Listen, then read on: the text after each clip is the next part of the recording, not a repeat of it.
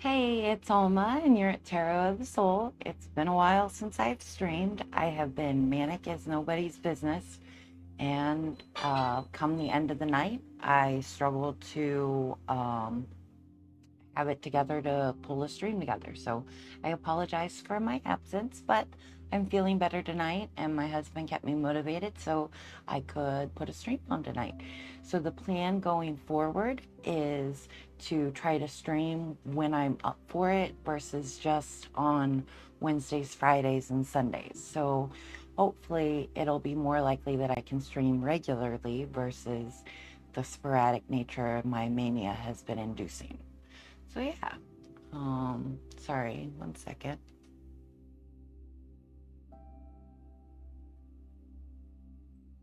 Okay, sorry. It was ways. That's weird. So we don't have, let's see. Let's do a reading for me. We don't have anybody in the queue. I haven't done a tarot reading in some time, so we'll do a diamond spread for me. Or would you like one, Daddy? I can't think of anything that I want on my kit yet, so Okay. See what the cards have to say. Do you mind grabbing my milk? I forgot to grab that when I sat down.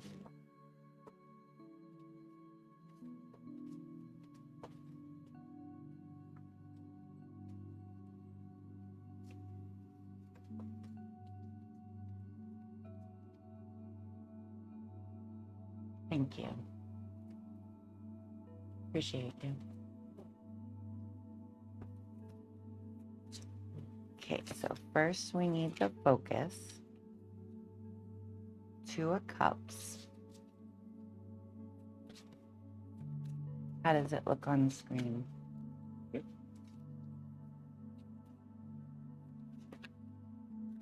Internal influence. Ten of Pentacles. Page of Cups reversed. What's needed to overcome and better understand. Ace of Cups reversed.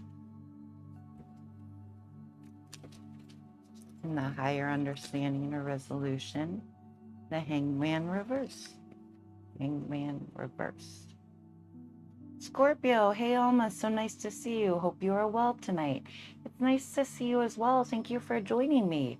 I am doing well tonight. It has been a rough stretch of manic days that has kept me from streaming, but I'm doing well tonight. Hubby helped me get the stream up and going and stay motivated for the evening. So here I am tonight. So yay, thank you for being here. How are you doing this evening?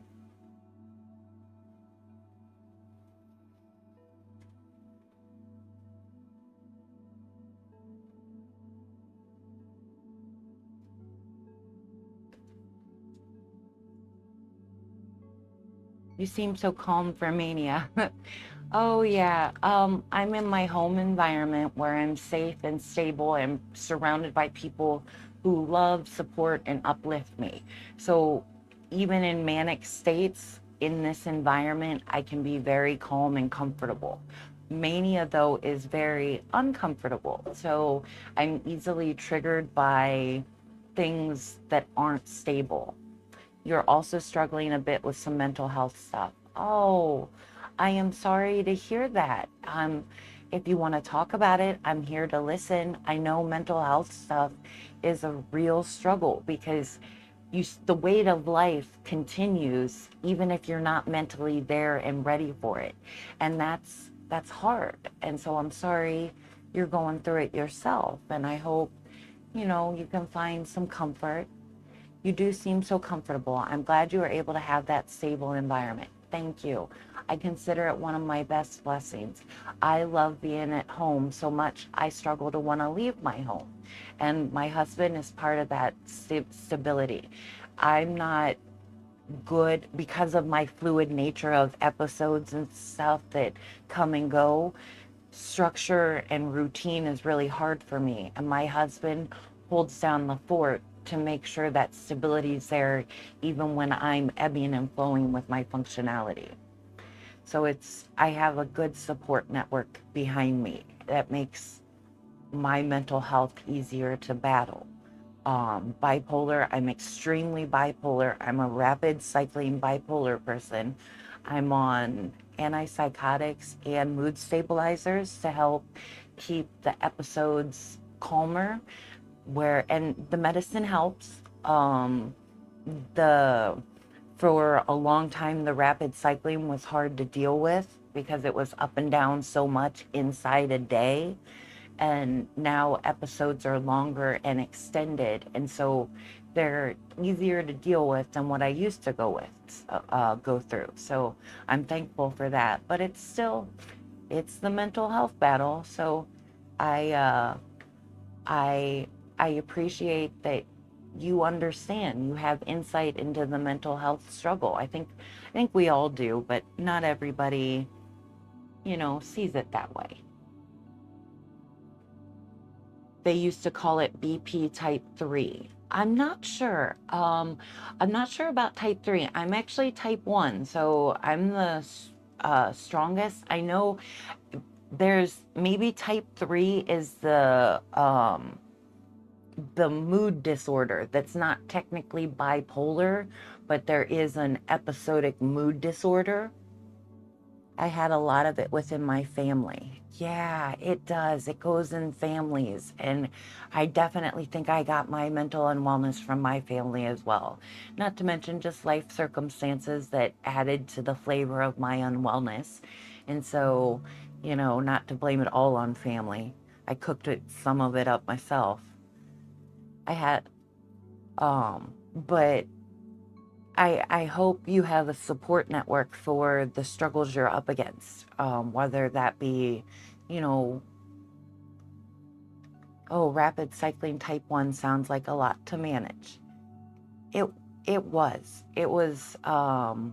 3 stream streak. Hey, welcome. Thank you for joining me for 3 streams in a row, especially considering how spaced out they've been. I appreciate you being here. Thank you. But yeah, the rapid cycling, it was a lot.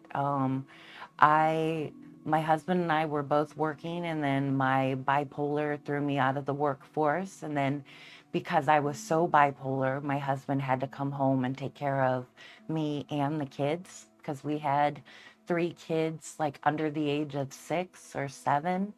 And so life shook up in the midst of when I lost control of myself.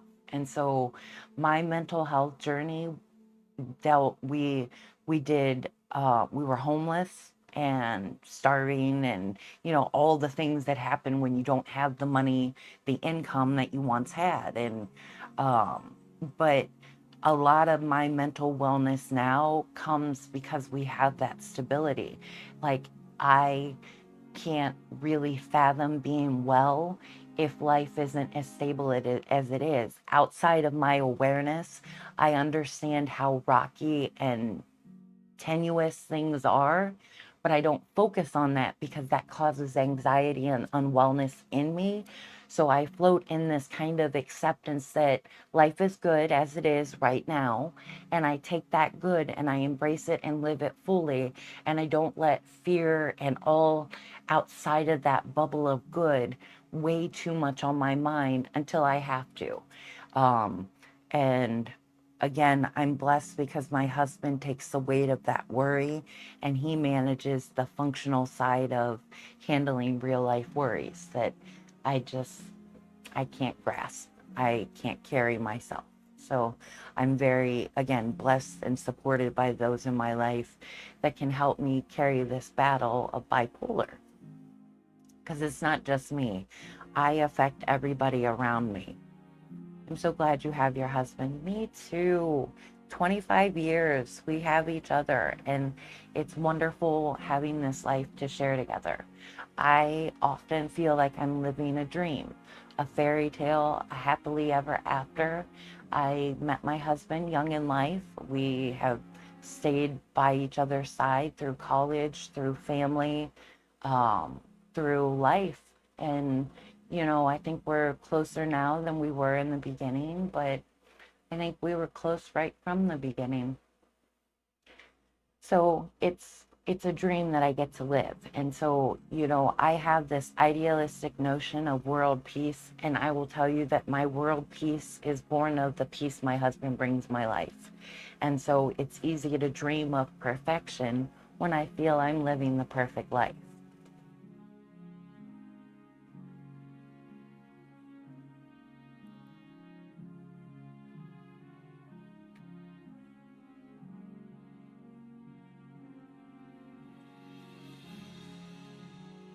But yeah, I tend to isolate when I'm not well. As you said, it affects everyone around you. Sometimes the safest thing for me is to stay away from others so we don't affect each other in negative ways. You and me are on a very similar boat. When I was getting well, isolation was something that happened. I was so out of control that I was volatile to be around. And that left a lasting impression that my bipolar can get to be so bad that people don't want to be around me. And that sits with me. So when I feel like I'm losing control of myself or uncomfortable with mania, I know I'm easily triggered by things. So I tend to withdraw and isolate. I don't communicate. I sleep more. I try to withdraw to my bedroom to be by myself. Like I hibernate because I don't want to upset people just being me. And so I totally get you, Scorpio, how when you're not well, you don't want to affect others. But remember, as you're isolating, you're cutting yourself off from people that could help you feel better. So very often when I want to isolate, it's my husband that, makes his presence known, even when I'm trying to be by myself, not in a bad way, not in a forceful way, but in a way he knows what I need, even when I'm not giving it to myself. And so a lot of times when we're in those mentally unwell funks, yes, we can affect others, but when we isolate, others can't affect us. And sometimes we need that. We need that connection, that bond, that upliftment, that support. Whatever other people around you might mean to you, they can be that for you in your time of need. And so remember, if you're isolating, lean on those around you. It's okay to let others in and help you when you're weak or when you're unwell or not doing your best. And I think that's something I had to come to grips with in my mental health journey, was that I can't do it alone. And in accepting that I can't do it alone, it opened the door to seeing how many different ways people are willing to help me and be there for me, and just the different ways I need. So I invite you, as an isolationist, find those ways to let people in and help you in your time so you're not so alone going through it. Because I think one of the worst thoughts that we have when we're going through these battles is that we're alone in the battle. And if you feel alone, it just makes it that much harder. You're right. Though I don't have someone in my life in the way you have your husband, that's okay. We have who we have, and who we have matters because they're who you have. And so try not to downplay them because they might not be a husband type like what my husband is to me. That's okay. Not everybody can be that, but people can be what they can be. Let them meet you on their level to be the support you need. It doesn't have to be your romantic partner. It doesn't have to be family if you have toxic connections with family. It can be friends. It can be a mental health team, like a doctor, a psychiatrist, counselor, whatever type of professional you might need. They're an awesome support network, especially when your individual life at home doesn't have the support you need. Always reaching out to a professional, they can do a lot for you.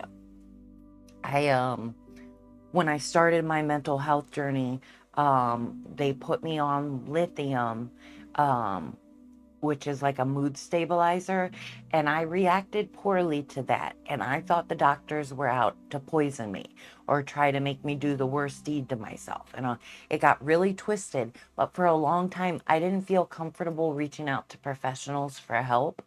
And that really made getting better hard, because they're professionals for a reason. They have skills and gifts and talents at helping people that are struggling get better. And there's some art to finding a doctor that works right with you, but when you're in the right hands, it can go so well. I am living proof of that. So definitely, if you don't have friends or family or coworkers or anybody that you can feel comfortable leaning on, check if you have health insurance and you can afford it, or there's low cost clinics. Perhaps you can try getting into a mental health professional, because again, going at it alone, that just makes it all that much harder to get through it in any given moment.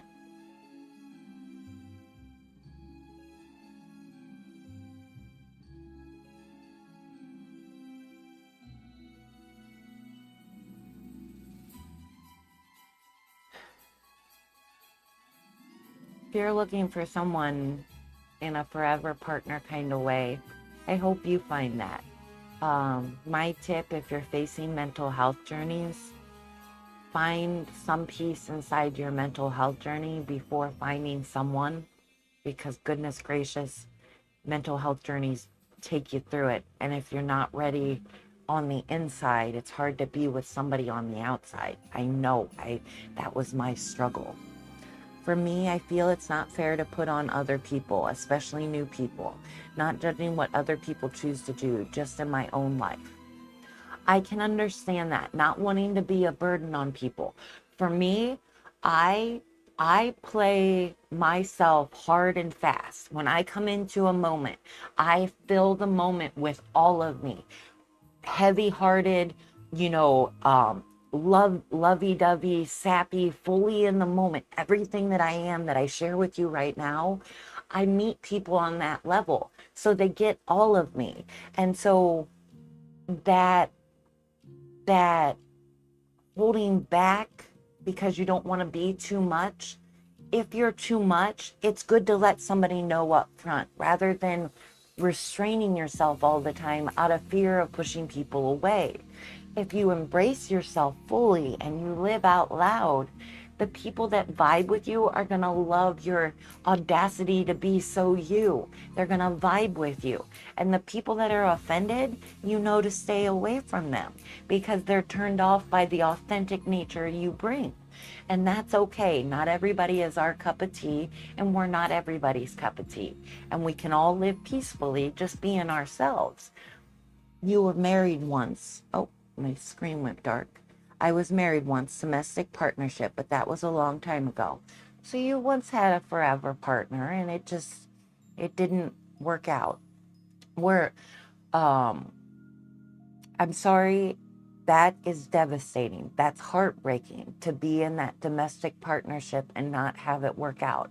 I'm sorry that nobody has measured up ever since. I can understand that. My husband and I are getting older in life, and you think about what happens if we lose the other one. And I can't ever imagine being with somebody else. He is it for me. He's my forever.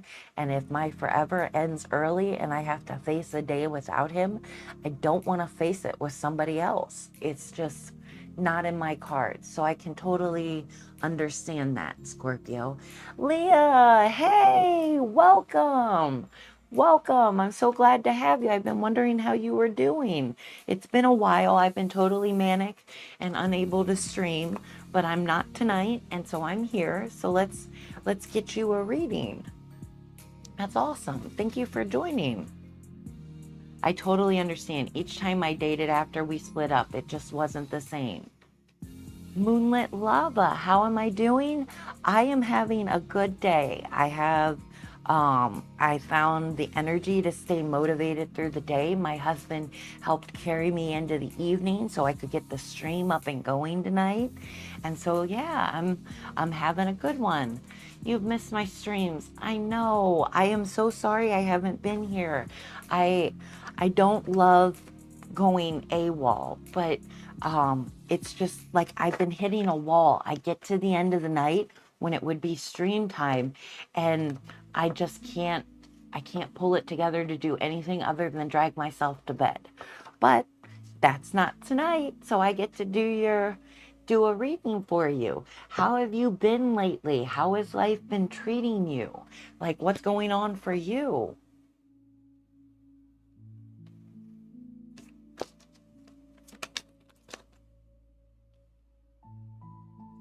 It's okay, Queen. You got to take care of yourself. Thank you. I appreciate that.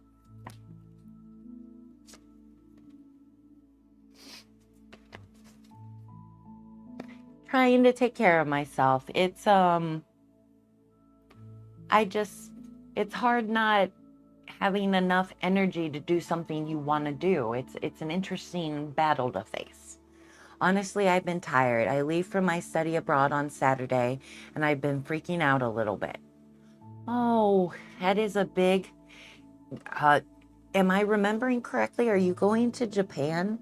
Is that, um, uh, is that, I was so excited. I still am, but I'm also so scared and anxious to be away from home for 6 weeks.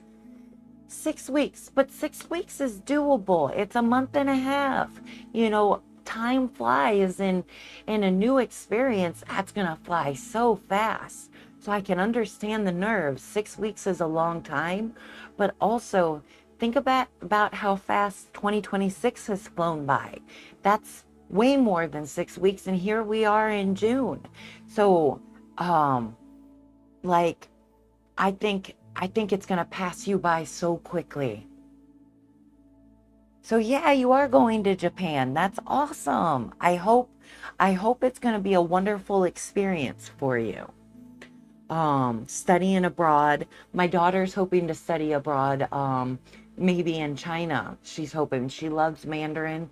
She's taken the language, and so she'd love to, go immerse herself in the experience. So I'm really hopeful for yours and how meaningful and exciting that experience can be. I'm also scared of flying, so it's just so much anxiety, but I know I'm going to have so much fun.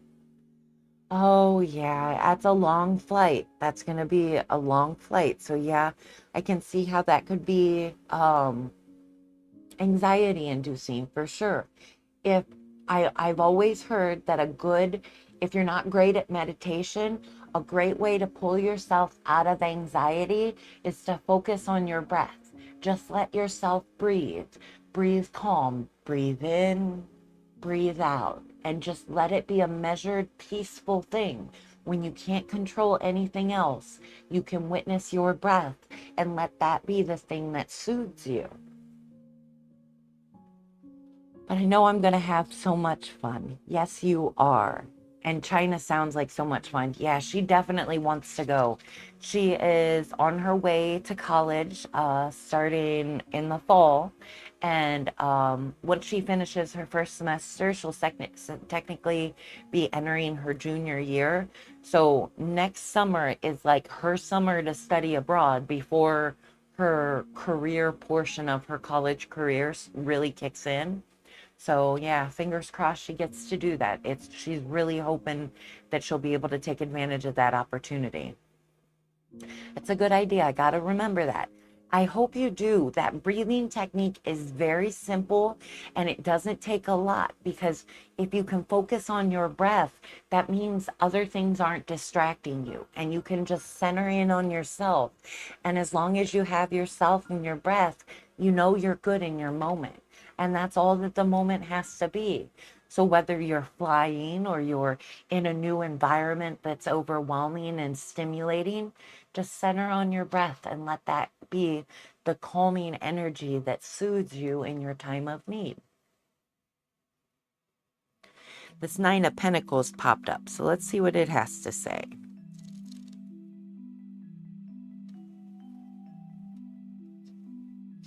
rewarded efforts, success, achievement, independence, leisure, material security, self-sufficiency. The Nine of Pentacles represents material security, enjoyment, and financial freedom. This card shows up as a reminder for the asker to enjoy the fruits of their labor and savor the finer things in life. This card can also be a positive indication that better times are around the corner. If the asker has been in the process of moving or is experiencing troubles at home, there will soon be a shift toward a new beginning. Well, this card seems very reflective of where you're at, Leo, right now. You know, you've worked hard in your school, you've worked hard in at work to be able to afford this experience, and now you're off to study abroad in a new beginning, a new 6-week journey. So yeah, like this card really feels like, hey, let's talk. Wow, what a connect to the cards. Yeah, right? And Scorpio, I saw you join the queue. I wasn't sure if you wanted a reading. I didn't think to ask when we were talking, so I'm glad you'd like a reading, then I can get you one today. So, well, let's build on that. So we know this card resonates. Let's see about an internal influence around the Nine of Pentacles.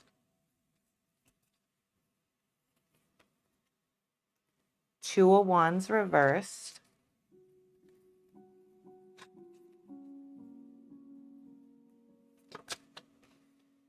Temperance in the external influence. The Moon in what's needed to better understand or overcome. And then the fifth card is the higher resolution or understanding.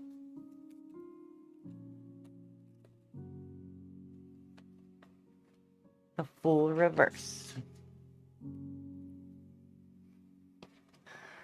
Okay, let's go to Two of Wands. I don't often pull the Two of Wands. This is a newer card for me. Okay.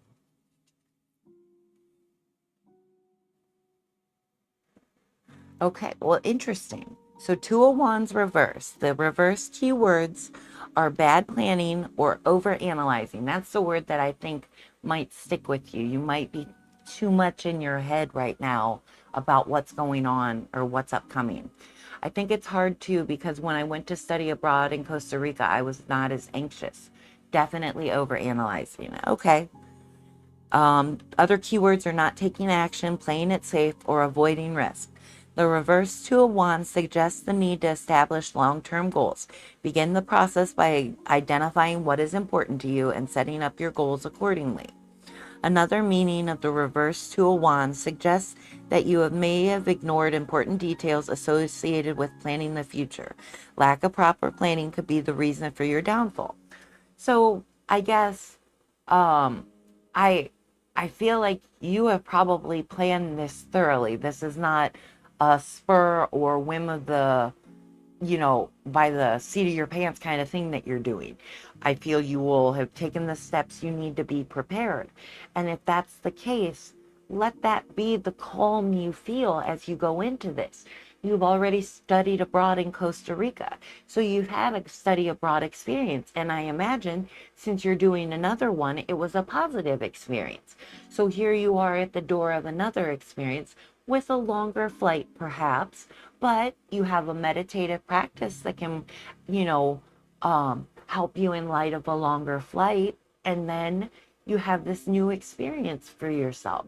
Try not to overthink it. Try not to weigh too heavily on the coulds or woulds or shoulds, and just embrace the moment as it is. You have planned this. You are on the door to heading to another land. That is exciting.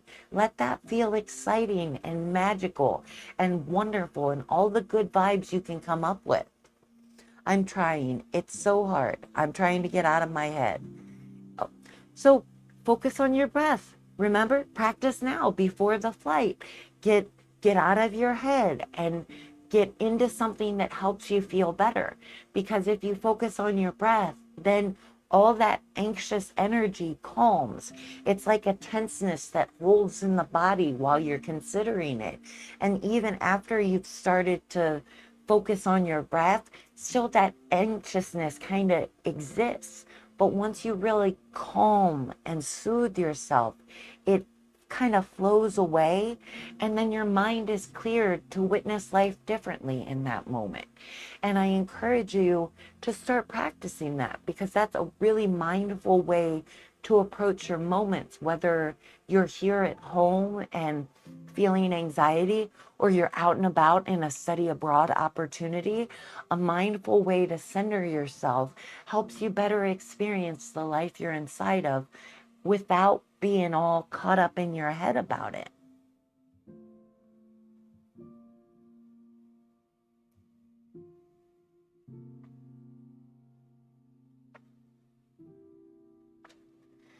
So that brings us to temperance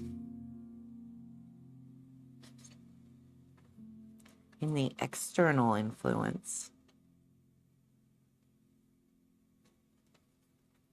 Balance, peace, patience, moderation, calm, tranquility, harmony, serenity. The temperance card suggests moderation and balance, coupled with a lot of patience.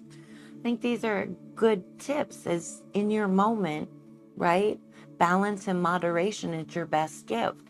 You've prepared, you've planned, and now you're just waiting for the time to leave. And so in this moment, you can practice those soothing techniques that help get you out of your head and bring you centered and grounded in the moment to witness it as beautifully as you can manage. Because there's going to be a lot of things to witness in this experience. And you don't want to be all caught up in your head while you're going through it.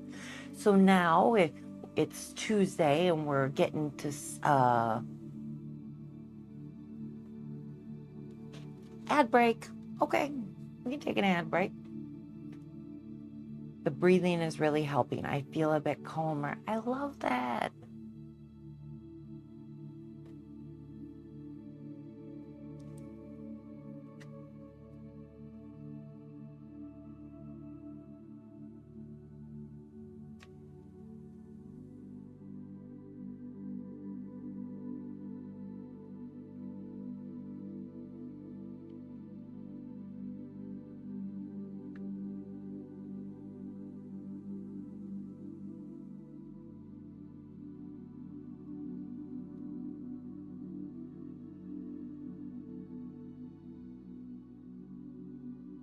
So yeah, she's still at an ad break, so I don't want to sit here quietly while other people are watching as well. Welcome back. Welcome back. So we were on the temperance card, which was speaking of moderation and balance coupled with a lot of patience. And I love that you said that the breathing is helping it, that you feel calmer. I love that it's an immediate kind of reward sort of thing to try. I hope that'll encourage you to keep trying it in those moments as anxiety starts to overwhelm you or overstimulate you. Just come back to center and find that peace and calm that's there in your breath. I love that.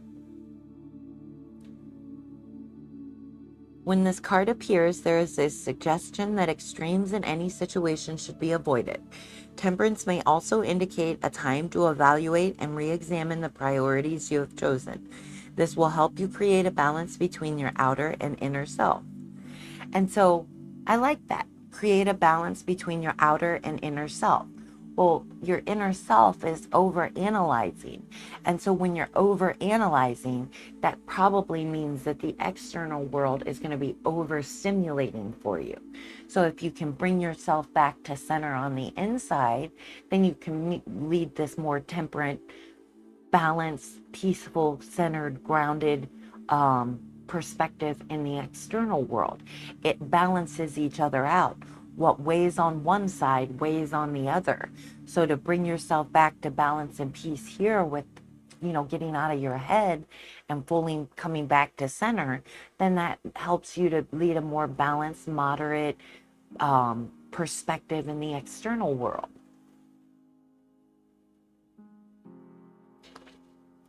And what's needed to better understand or overcome the moon jumped, and that's emotional clarity, navigating uncertainty with intuition, achieving goals through self-belief.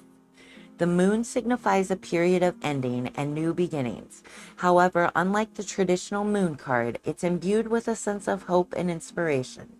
The presence of water reflects the emotional landscape you're navigating.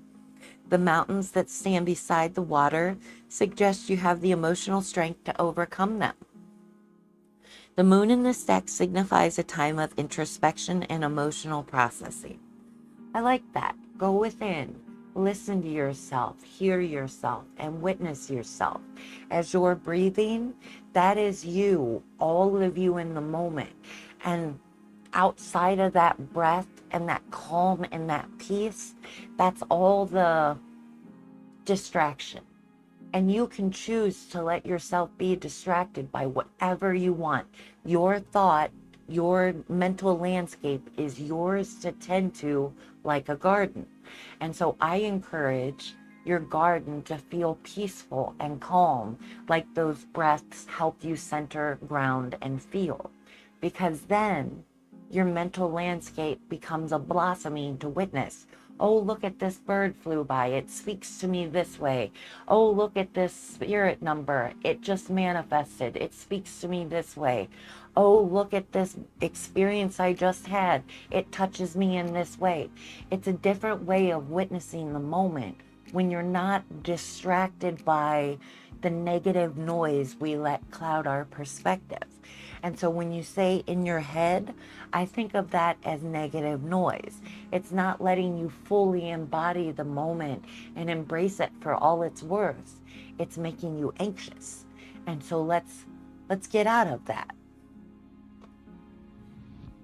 We are both here for your stream. Oh, Prince of Darkness, that's awesome. I'm glad you guys could make it. I'm so glad. I saw the Discord message that you might not be able to, so I'm glad you were able to make it. The moon in this deck signifies a time of introspection and emotional processing, but with a powerful undercurrent of hope and optimism. By trusting your intuition and inner wisdom, you can navigate uncertainty and achieve your goals. I like that. You're getting ready to go into a new environment, a new experience, a new life journey. And for that, your intuition, your gut, your knowing, that inner knowing, that's the best time to let it come out and play. Let yourself guide yourself through the moments where you're most meant to be, to fully experience what's before you. Live it, love it, and learn from it, because goodness, you've got such a thing up ahead of you. Anna overseas. Hi, Alma. My dogs are losing their tiny puppy minds right now. How are you? I am doing really well. I have had a manic run of days and haven't been able to stream in too long. And so I'm really excited to be here tonight and able to stream. So I'm having a good night. I'm thankful for it. My husband helped make this stream possible. Like, I was teetering on the edge of like not streaming, because that's what I do at the end of the night. And he came down the steps with all the gear and stuff ready to set it up, and like it energized me, and I was like, yes, let's do it. I'm glad you're here too. Thank you so much. Thank you. So let's see. Leah, your last card is the Fool reversed.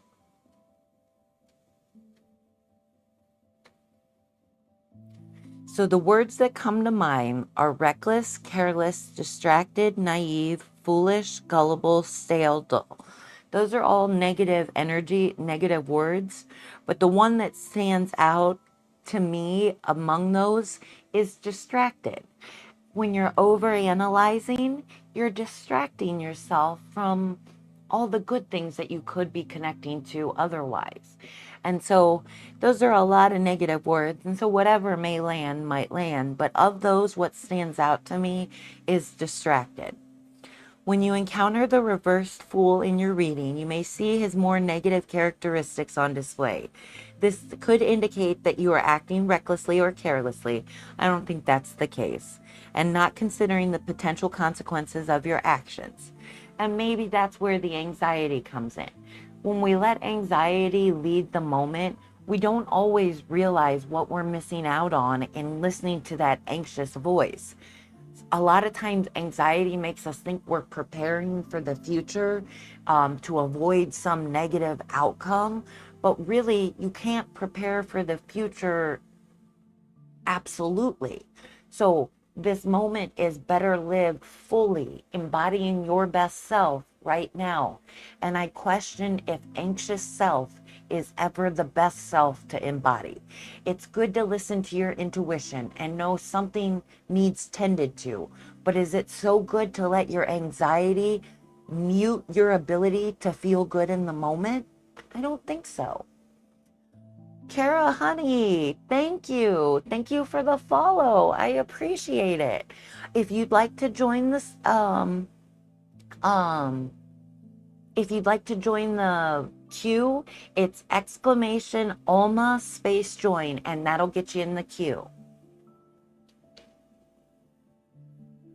So, oh, the Fool.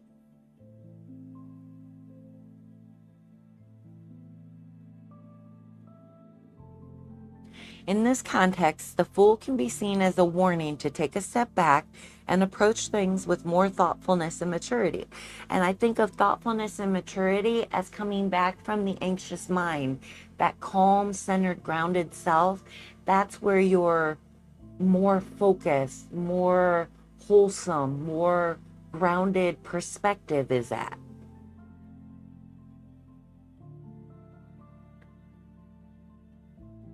Dogs are back. Are you less lonely? Oh, I hope you're less lonely, Anna. I don't want you to be lonely.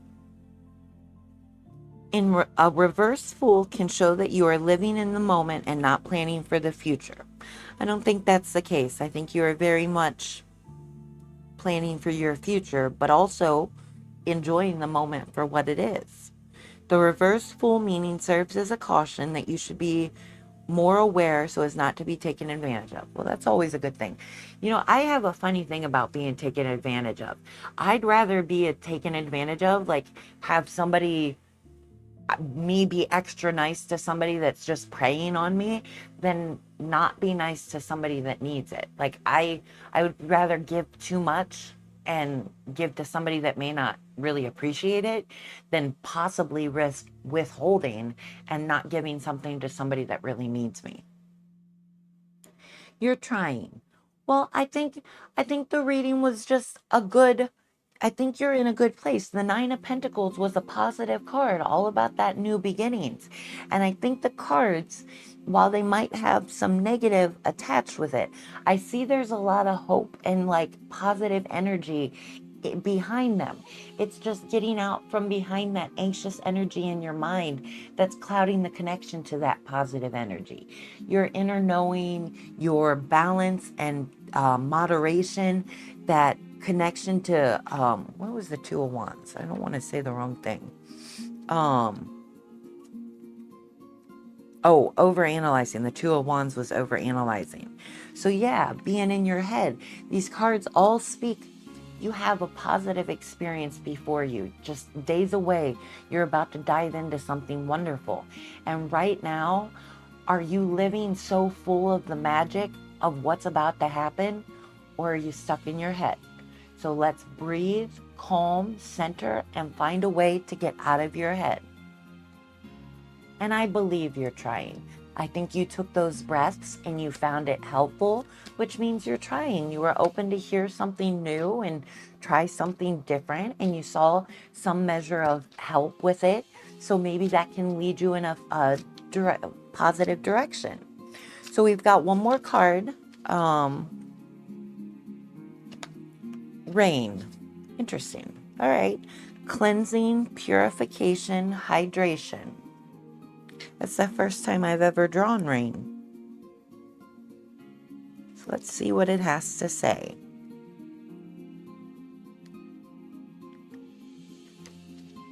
Water is one of the essentials of life and one of the 4 classical elements that we use in magical work.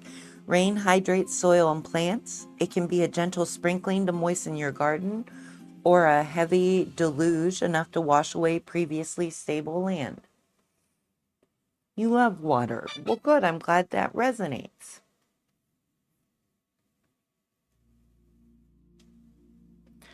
The rain card tells you that something in your life needs cleansing or purification.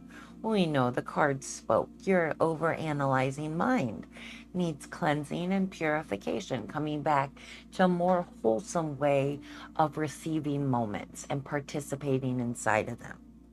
It may be light cleansing or it may be a full on reshaping of your situation. There may be a part of your life that is parched and needs the rejuvenation. Meditate on the warning this card brings and use the energy of water to purify the imbalance. Let the rain wash away what overwhelms you. I hope you will. The reflection question: is there a part of life that is eroding due to an unceasing flow of unstable energy? It's a good question. What is blocking your, or what is causing your, the erosion of, wow, I don't like that question actually. Is there a part of your life that is eroding due to an unceasing flow of unstable energy? Oh no, I get it now. Yeah, what instability in your energy is causing an erosion? So your experience that you're coming up on, you're over analyzing and being too in your head is taking you out of the moment that you're in. So let's let that ebb away, flow away, and embrace a more comfortable, calm, balanced, centered, grounded perspective in the moment to witness this new experience you're about to embark on. So, yeah, I hope that was a good reading for you, Lee. I appreciate you being here. I'm glad we got to do a reading before you leave for your trip on Saturday. That's so exciting. You're going to Japan. That's crazy. Oh, Scorpio, I'm sorry you lost your cat. I know it was a long time ago, but that pain never goes away. I have lost pets and they're still with me. You know, we lose people and they never really leave us, do they? Leah, you cheered 100 bits. Thank you. Thank you. I appreciate you. Thank you. Oh, my screen is going dark. It's all going to be okay. I'll update you on how it goes. Thank you. I hope you do. Keep me posted.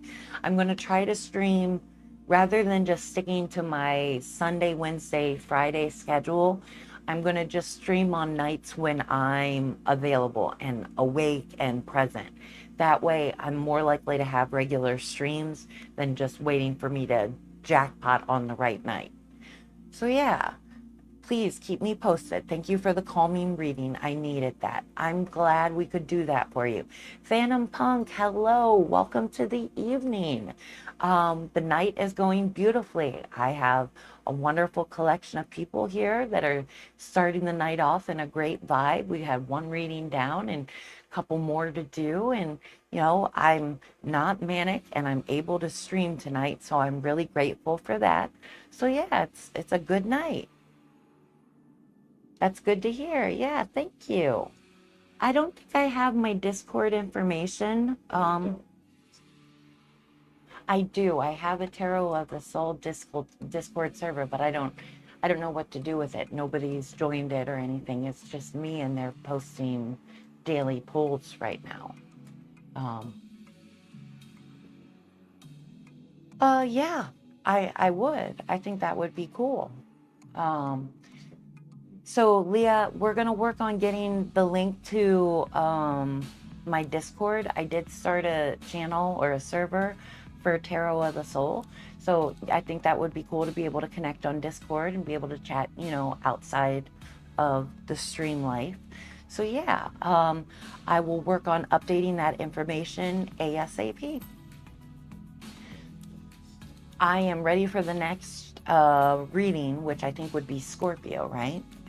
So Scorpio, you are up. Then who? Kara, and then Phantom Book. Okay. All right. Yay. Well, thank you so much, Leah. I appreciate that. I hope to maybe stream again before you leave on Saturday. That's my hope. It's Tuesday, so we've got some days to get in. There she comes. She's coming for the cards. It's the tarot kitty. Hey, baby. She's so cute. She's so tiny. I love her. I'm so glad she found us. Are you going to help me pick a card, huh? It's Snickers. Hey, kitty. This is Snickers. No, not the milk. She is our newest kitty, and she's like 10 months old. She's been with us 5 months. Her name is Snickers. She is, would she be a calico? Is that what she is? Calico, she has orange tabby, black and white markings. And so she's very Snickers candy bar colored. Hi, Snickers. You are perfect and lovely and deserve nice things. Yes, she does. She is just so cute in so many ways.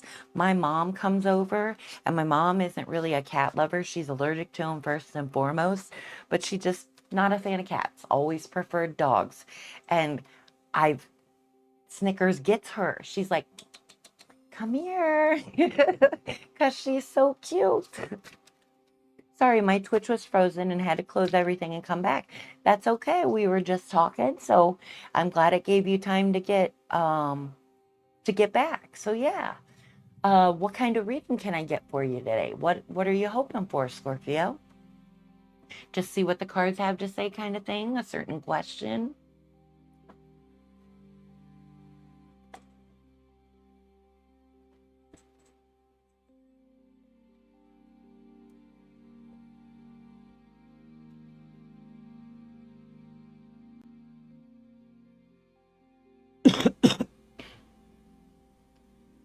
Maybe general is best. Okay.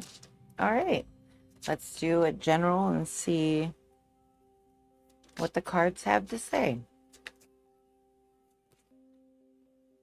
Oh, interesting. Death. A great card to start with.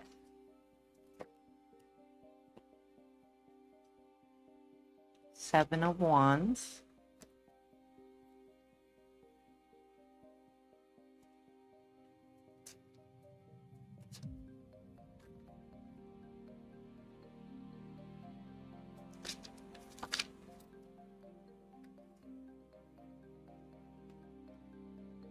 Eight of Pentacles reversed.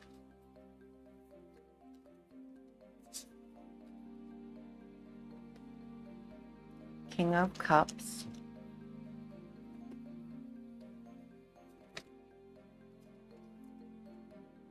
Four of Wands. Okay, let's see. Let's start with death as the focus.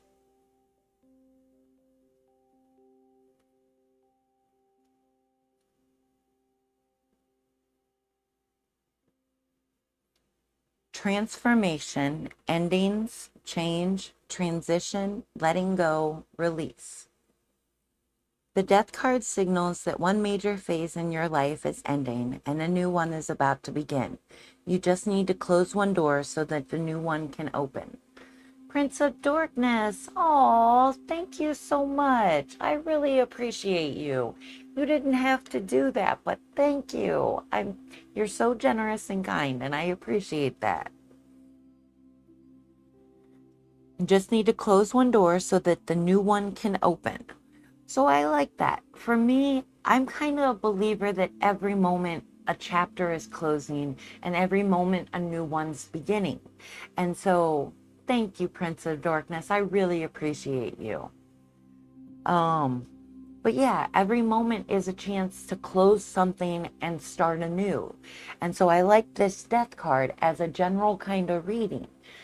Right now, let this be the closing of all those things that don't serve you, all those things that hurt you to consider, all those things that make you unwell in your moment. Let's close the door to those. And in this opening of a new moment, let it embrace all the ways that help you feel better and focus on that and let that be the change that comes. Another meaning of the death card is you are about to go through a major change, transition, or transformation. The old version of yourself needs to die to allow the new you to be created. And I like that. For me, I feel fluid in who I am, probably because I'm bipolar, but just as a natural aspect of self, I don't feel like one way in any given moment. So it feels more gentle, more open, more receptive to let myself move as the moment guides me versus sticking my head in the ground and needing things to be a certain way to move forward. And so maybe that could be the transformation, a different way of seeing things, a different way of processing how you're moving through your moments. All the things, God, that's a lot. Well, you know, in any given moment, you can only focus on one thing. So it may feel like a lot, but in any one given moment, you're only focusing on this one given thing. And so that can be a freedom to give yourself, to focus on this one thing fully. Multitasking is a delusional task at best because we can't do more than one thing at a time. But we can half-heartedly do a bunch of things at once, distracting ourselves from doing a good job at a myriad of things. But a better, more focused approach is leaning in on the one thing we can handle. So right now, you've got a lot of things to let go of. Let go of them all and just focus on them one at a time as they come up, and approach them with all of yourself, listening, hearing, embracing, receiving, acting, whatever the moment calls for. Let yourself be there for it. To be honest, I kind of hate the duality myself sometimes. It makes me more confused about what I truly want to do. Yep, I get you. Having that dualistic nature where both extremes sound good in the same moment and you can only choose one at a given time, that's where I find best of both worlds works. So finding your way to center and ground and situation yourself. Little Princess Cherry, welcome. Hey, good evening. Glad to have you here. Scorpio, but getting yourself centered, grounded, and balanced lets all those extremes speak to you in the moment and lets you feel them without having to go to the extreme to witness them, if that makes sense. Awesome, little Princess Cherry. I get to do a reading for you as well. Thank you for joining. I appreciate it. So yeah, so duality, now that I'm so bipolar, I like duality in the way that it allows me to experience things more fully. It's not just one way that I see things. I often have multiple different feelings or polarities in a moment, and it gives a more full-bodied experience for me to witness. I just had to learn to wrap my mind around opening myself up to the extremes and finding a way to ground myself in the middle of it all to feel it without feeling overwhelmed.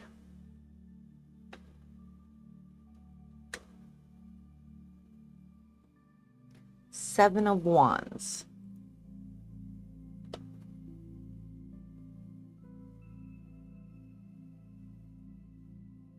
But isn't it like sometimes you give mixed signals to people at times?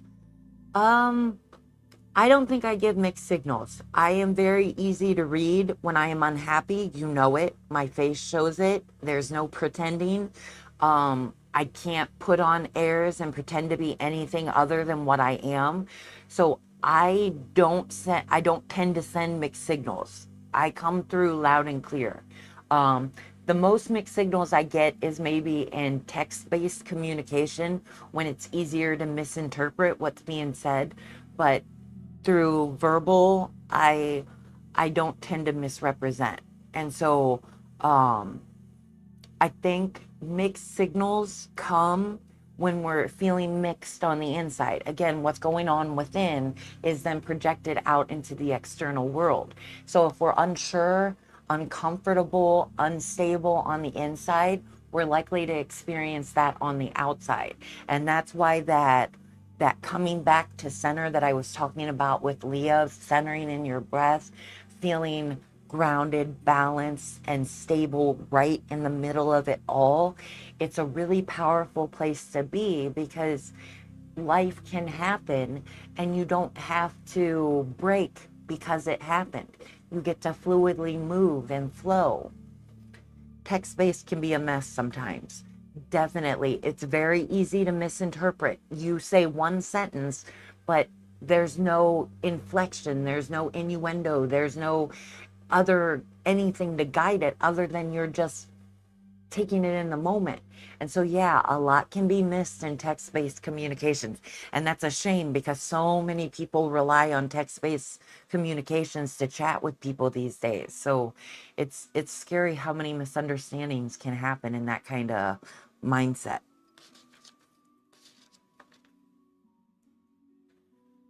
Okay, Seven of Wands in the internal influence: resistance, asserting oneself, unconventional defense, resourceful safeguarding. The Seven of Wands embodies determination, rivalry, and preservation. The querent confronts a scenario where external factors hinder their progress. This might involve individuals envious of their accomplishments. The moment calls for actions in alignment with values. Develop a strategy to mitigate and anticipate future complications.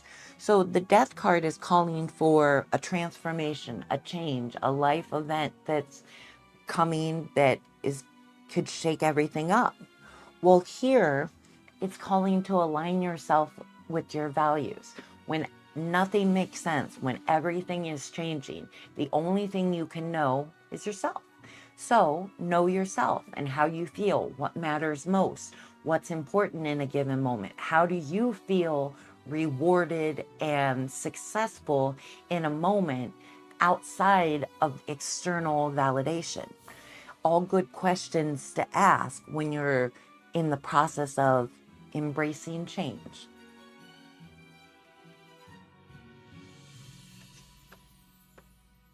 Brings us to Eight of Pentacles reversed.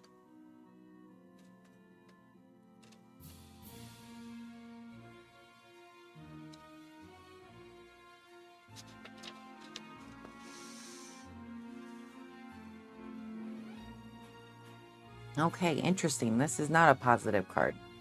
Lack of quality, rush job, bad reputation, lack of motivation, mediocrity, laziness, low skill, dead-end job.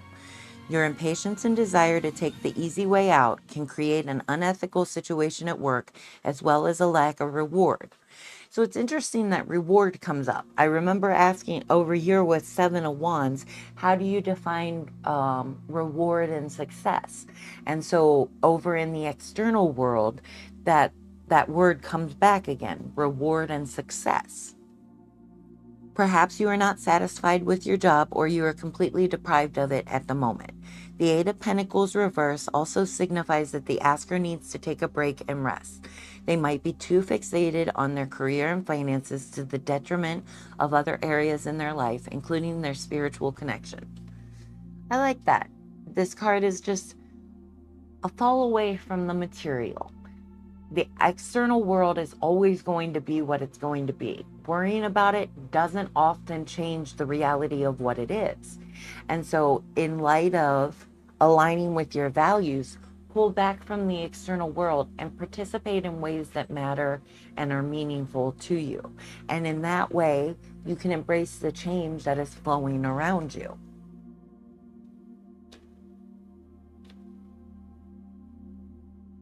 King of Cups.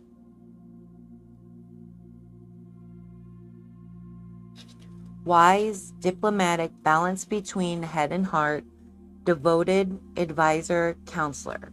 The King of Cups indicates the asker is able to balance their head and the heart in relationships, or serves as a reminder to remain level-headed and calm when faced with interpersonal conflict.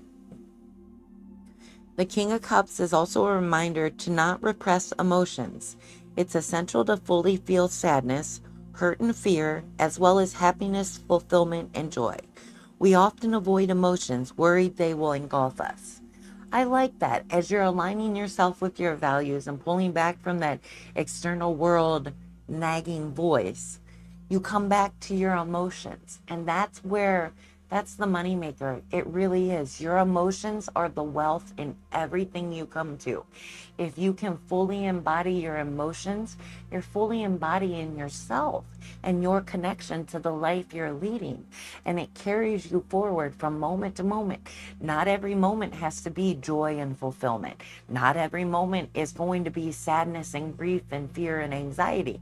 It's going to ebb and flow. And they all create this wonderful canvas of life to witness.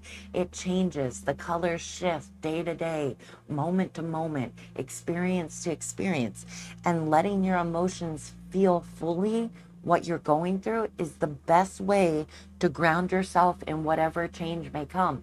Because if you're going through something and it hurts, that's going to kick in those instincts to do something different so it doesn't hurt again. If you're going through it and it feels good, that's a good way to embrace that you're doing it right and to continue doing it right, to keep that good as long as you can. And so emotions, they connect us to the wealth of what's there in a moment to witness. And so I encourage you to fully feel those emotions, Scorpio. And that brings us to Four of Wands. This is the higher understanding or resolution. Community, home, celebrations, reunions, parties, gatherings, stability, belonging. As I know a little of your home situation, I would think that the words that stand out are home and stability. That comfort, that abundance, that wealth, that ability to feel secure no matter what. I feel that's the higher understanding for you with this card, what you're looking for in the midst of the change. The Four of Wands represents joyful celebration, reunion, and relaxation. This card signifies that the querent has reached a goal, has reached an important milestone on a project, or achieved a goal.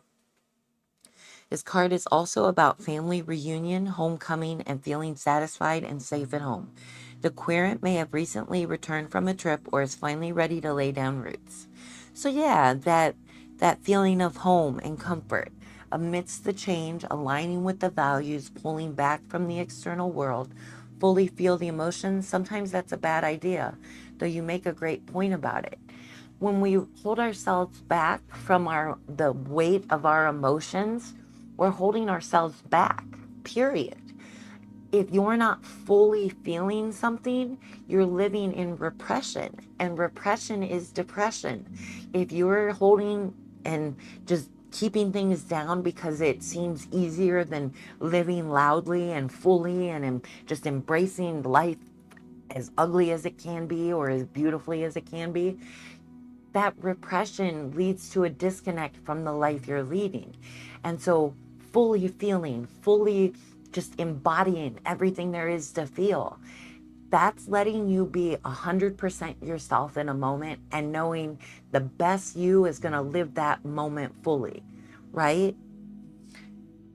All of you deserves to be witnessed in a moment, and that's good, bad, and otherwise. And so, just yeah, there's a lot of comfort that is found in fully embracing your whole self, good, bad, and otherwise. A lot of times we don't think emotions are worth paying attention to unless they're the good ones. And so we focus on recreating good ones while glossing over feeling all the other things that aren't quite as beautiful to feel. But those things don't go away. They still need felt. They still need dealt with.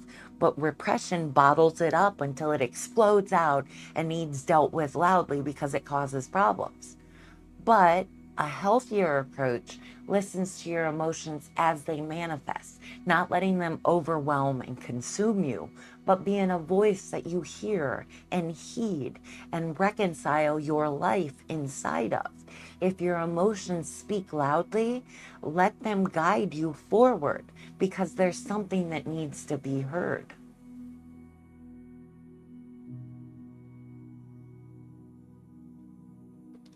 So let's see what the Green Witch Oracle deck has to say. Spring, rebuilding, awakening, rebirth.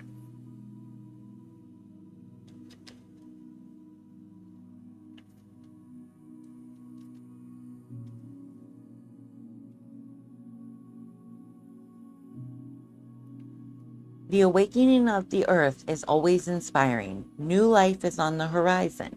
It can be invigorating to witness the stirring of energy after a long rest. Spring tells you that it's time for new beginnings. It's the perfect time to launch a new project, or if there are things you previously put on hold, the spring card suggests that now is an auspicious time to revisit them. You will bring a refreshed perspective to this project and a new level of energy that you didn't have before. Perhaps all that was needed was a new approach after some time away and a new burst of motivation and determination. Reflection point: is there a project you want to launch that you previously ignored? So a good diving point: is there something meaningful to you to focus on, to guide your mind towards right now? Change, focusing on values, pulling back, feeling emotions, feeling stable and comfortable. Is there something that brings all of that together in a way you can move forward with focused effort? So yeah, I hope that was a good reading for you, Scorpio. I think we had some good words come out, and it seemed like it resonated. So I hope that's good.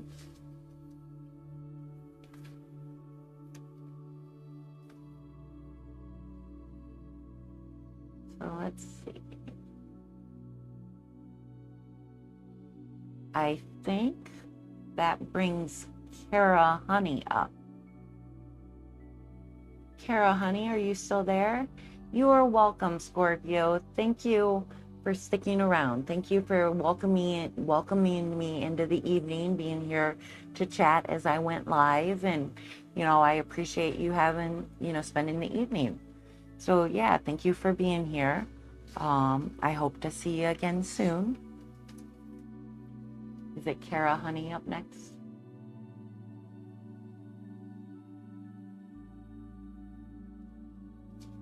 Kara Honey, are you still there? Been a minute.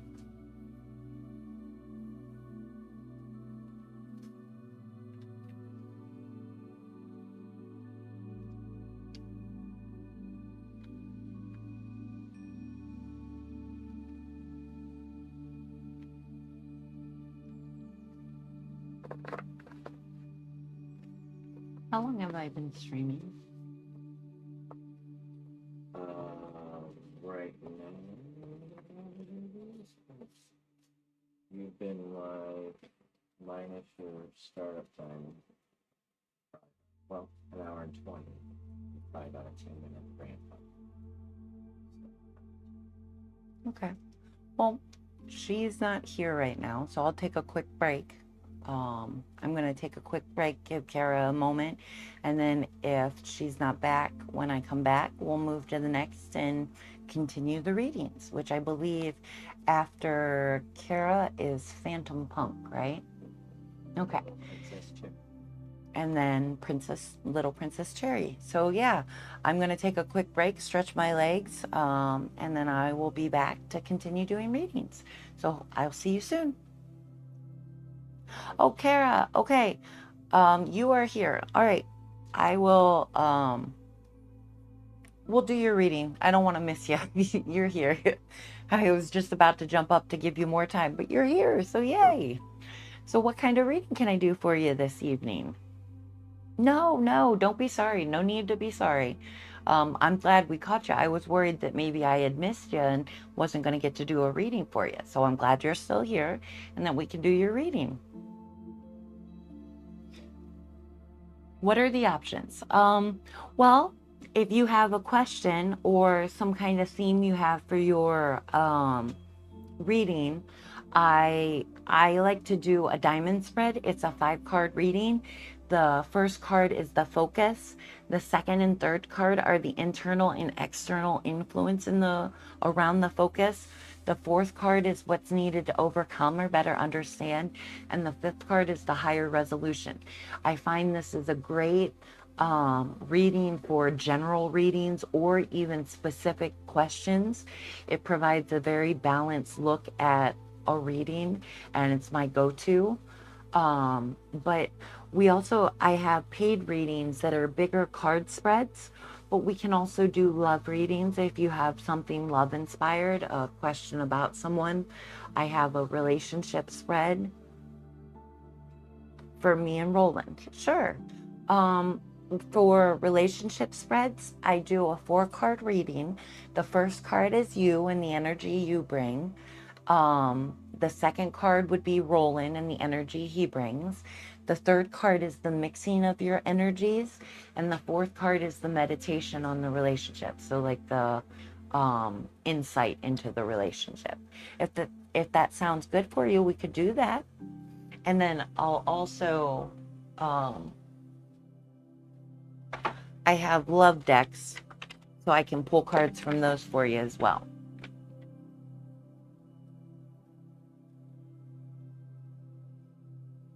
Yeah, if that's okay. Yep, that's good. Okay, so first off, we need your energy, the Hierophant, then Roland's energy, 2 of Pentacles reversed,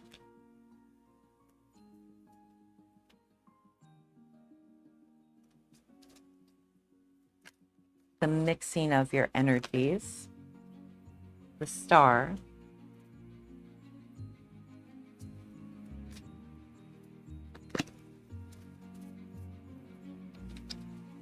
and the meditation, the Moon. Okay? So for these, I'll read the love. Since it's a love reading, we'll read the love keywords. So let's start with you, the Hierophant.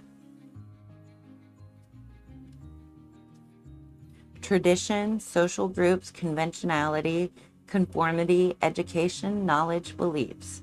To see the Hierophant in a reading is a spiritual search for meaning, focused on improving moral qualities. Perhaps the path of a wise teacher or an official teacher will come to help you in your spiritual search. The upright love meaning is safe, traditional partners, avoiding taboo, and spiritual love. The Hierophant card suggests that it's better for you to follow social structures which are established and have their own traditions. You might be involved in certain ceremonies, rituals, or other religious trappings, for instance. So, I guess this card speaks of like a social conformity almost. Perhaps a strict set of beliefs that you have in the moment around love and your participation inside of it. I'm not clairvoyant, so I don't know things based on the cards. This is intuitive, so I'm just reading the moment and the cards and hoping they align with what is true of you in your situation. So I hope these cards resonate. 2 of Pentacles reversed for Roland.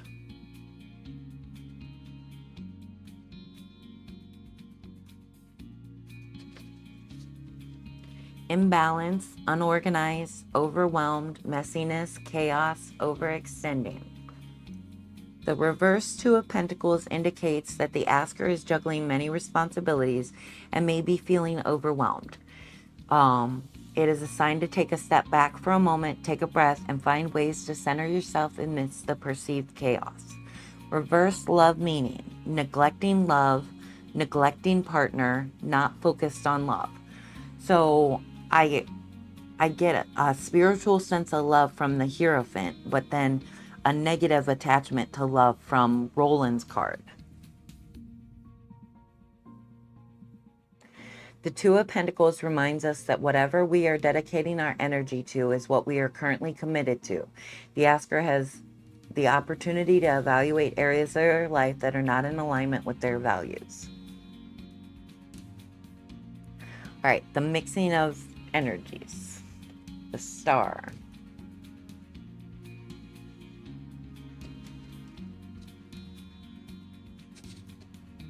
Illusion, mystery, subconscious intuition, hidden potential, uncertainty, new beginnings. Upright love meeting is unexplored desires, emotional vulnerability, idealism, and love. The Star card in this deck offers a glimpse into a world of hidden depths and veiled truths. Unlike traditional interpretations, the luminary is muted, shrouded in mystery. This card signifies a time of exploration within, a dive into the subconscious mind where fears and intuition mingle. It represents a period of uncertainty, but also immense possibility. So, uncertainty, but immense possibility. So, the mixing of your energy has immense possibility. The upright love meaning was unexplored desires, emotional vulnerability, and idealism in love. Remember, the greatest treasures are often hidden beneath the surface. Embrace the mystery and trust your intuition to unlock your full potential. So it speaks of intuition. And then the moon is also going to be speaking of intuition as well. Emotional clarity, navigating uncertainty with intuition, achieving goals through self-belief. The upright love meaning is healing past hurts, emotional connection, and reigniting love. So from the cards, I get a positive sense of the relationship, but ultimately in relationships, we carry the weight of our past and often we judge others against that. And this card here inspires the thought that be open to let the relationship speak and live and breathe and be free and open and beautiful. But don't hold the past against somebody who hasn't hurt you, right? Be free with them and love them as you can, not just as you feel is safe, if that makes sense. So then let's get our cards. This is a metaphorical love association deck. This one has grounded words. What once burned brightly now feels dim. Interesting. So the flames of the past, they once burned brightly and they don't anymore. And so ultimately, let go of what no longer serves you. The loves of your life that didn't work out, close those chapters. Embrace this new relationship you have with Roland and find the vibe, find the positive connection there, and let that be the merriment, the joy, the celebration that you have in your moments together.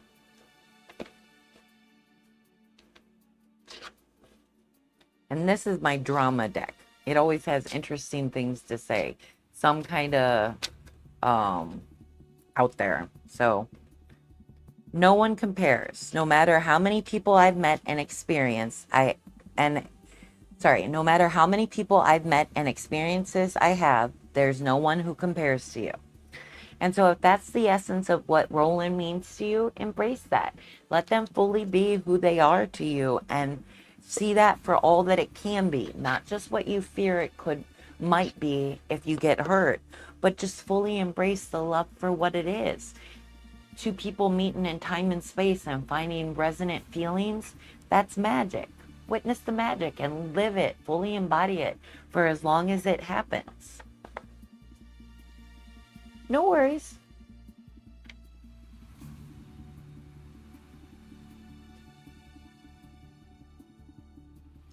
So you're at an ad, and yeah.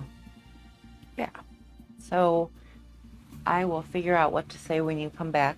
I'm just trying to talk because I don't want to be silent while everybody else is here.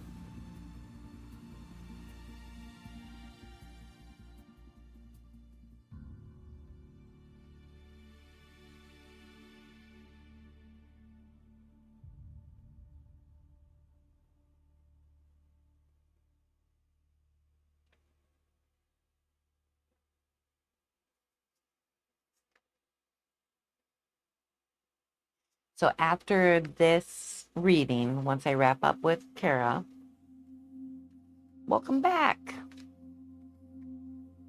Welcome back, Phantom Punk. You are actually up next after Kara. I just finished Kara's reading. And so you were up, but I was going to take a break to stretch my legs, and I've been streaming for about an hour or more. So I'd like to stand up for a moment. So yeah, once I get back from my break, you're up. No worries. Awesome. I appreciate you understanding.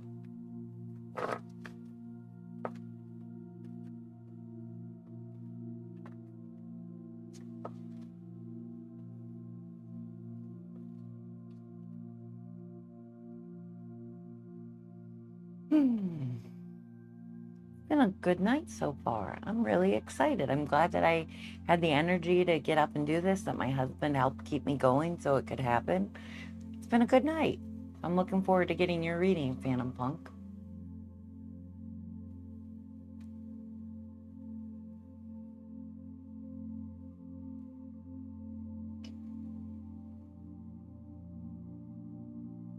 Nice, same here. Good. I'm glad.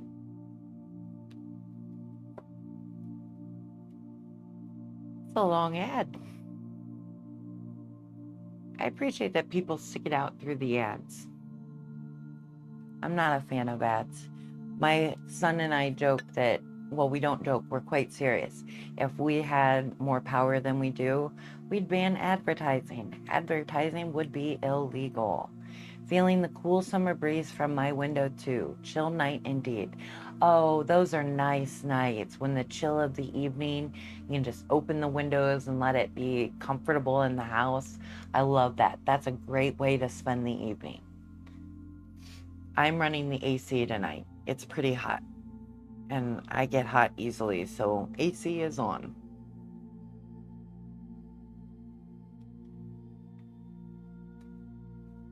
Savvy, you're here. Wow. It's nice to see you again. I hope you're doing well.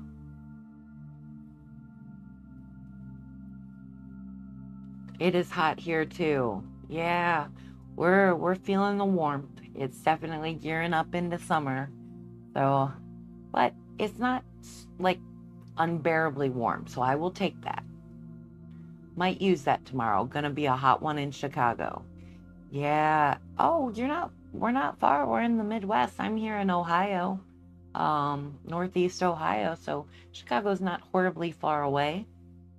Same little neck of the country right there. Nice. Yeah. That's cool.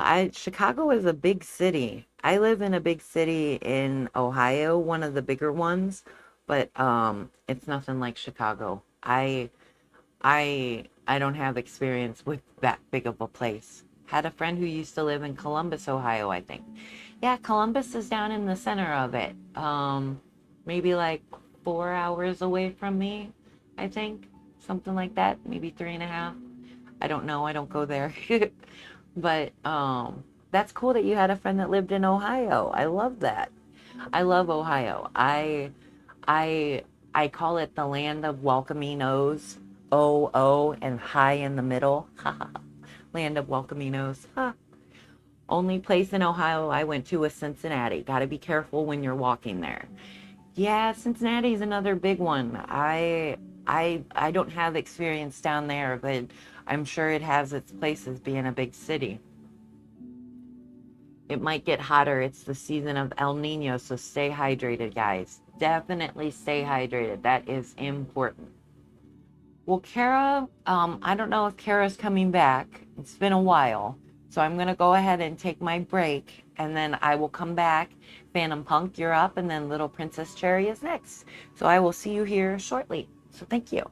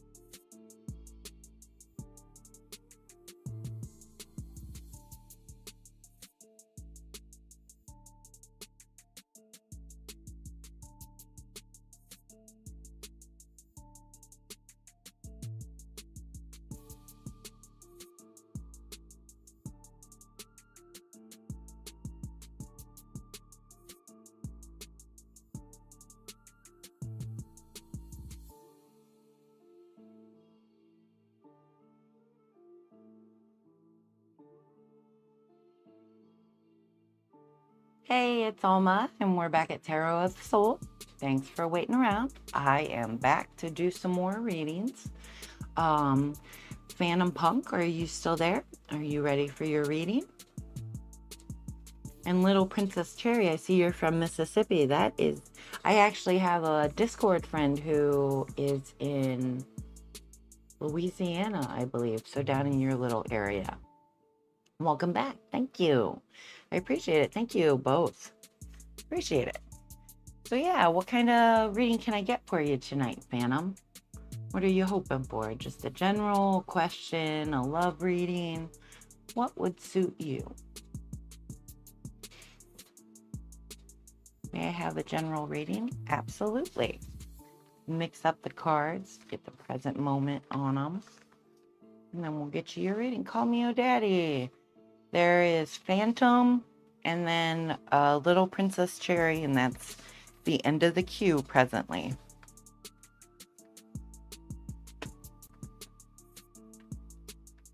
Welcome to the join.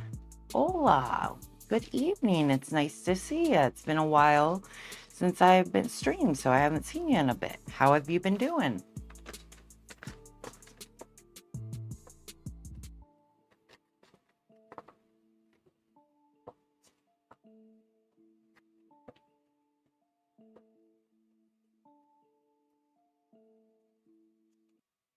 Everything okay? Okay, a general reading. First up, Wheel of Fortune. 7 of Wands.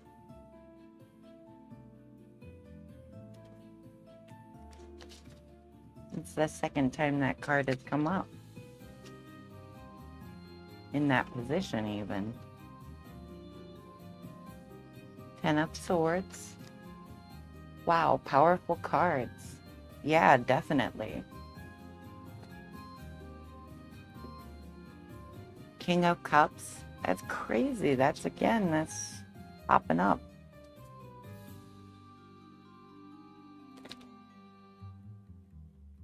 Two of Swords. Okay, let's see what the cards have to say. Wheel of Fortune. King of Cups comes out for me so much. Do you feel your emotions? Are you very emotional and full-bodied with them? That's the impression I get from the King of Cups, all about emotions. Wheel of Fortune.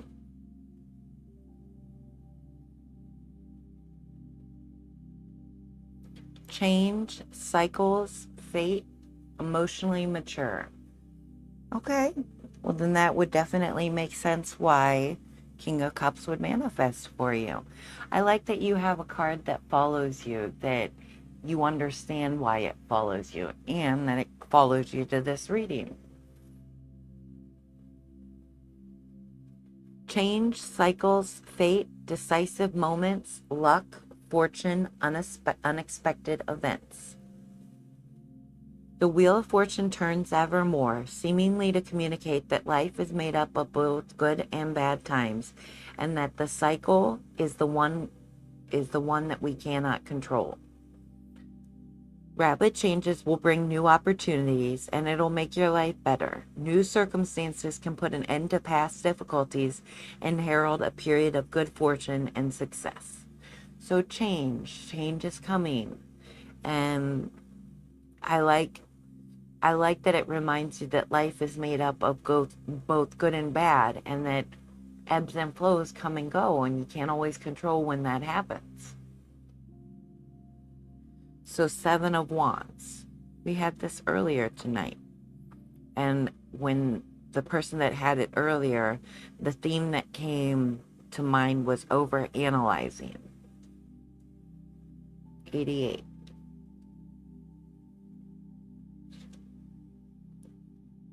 So 7 of Wands in the internal influence position. Resistance, asserting oneself, unconventional defense, resourceful safeguarding. I do overthink a lot. Interesting.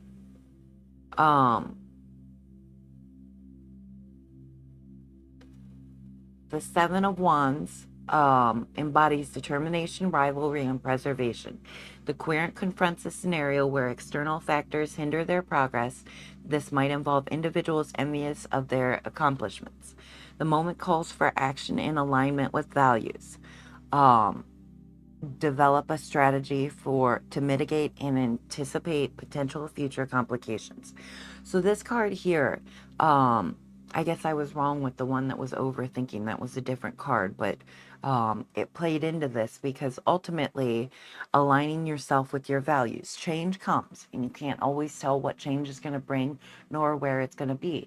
Your best step forward is to align with what matters most to you, your priorities, your definitions of success and reward and fulfillment, and those core values that guide any one of us in a given moment. Align your choices in light of the change with what matters most, and it puts you on your best path forward. Because no matter how a decision or choice may pan out, you can't know until a future moment. If you're doing things in alignment with yourself, there's going to be no regrets, because even if a mistake happens or some bad outcome comes, you know you tried your best and you made a choice that feels right by you. And even if it turns out wrong, better that you tried doing it right than just not caring enough and not doing it right that way. This is Snickers. She's coming for the reading. She's our tarot kitty. She'll come running when I'm shuffling cards, won't you, baby? Oh, she's a good girl.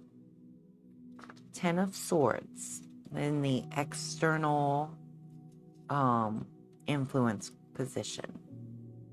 Snickers overseeing the reading. She is. She's coming for attention, huh?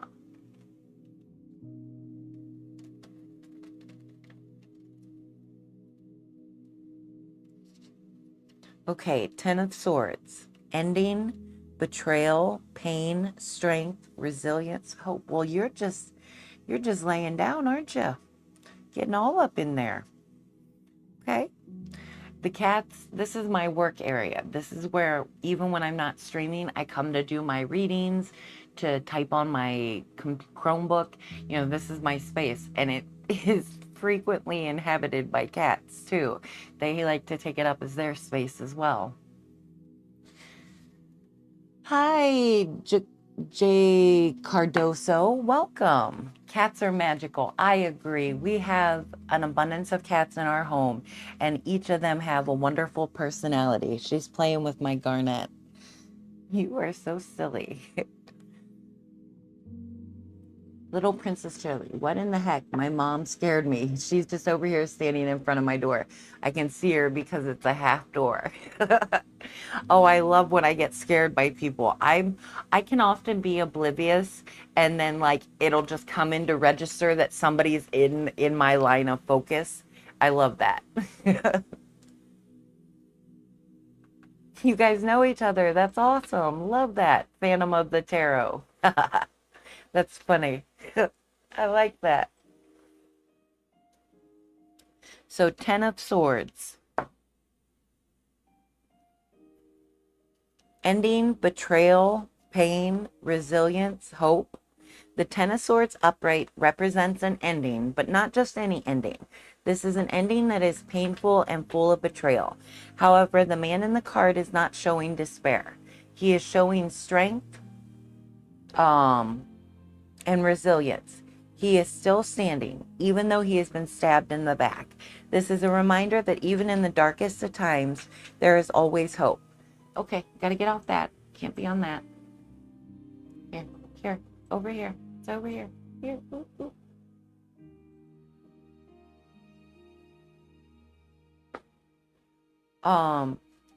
Don't bite it. She is so silly. So, you know, you have the Wheel of Fortune that's speaking of change, and then the internal influence card speaking of aligning with your values. Then this card in the external world speaks of pain and like an ending. So something going on in the external world, gotta have faith. I like that. I love that song. That's a good song. My kitty likes picking runes that I toss in the circle. Sounds about right, but they should be involved in the process. They're very spiritual animals. So I love that she comes and plays in the tarot space because it just feels appropriate to invite their comforting energy into the space where divination happens. It just feels appropriate.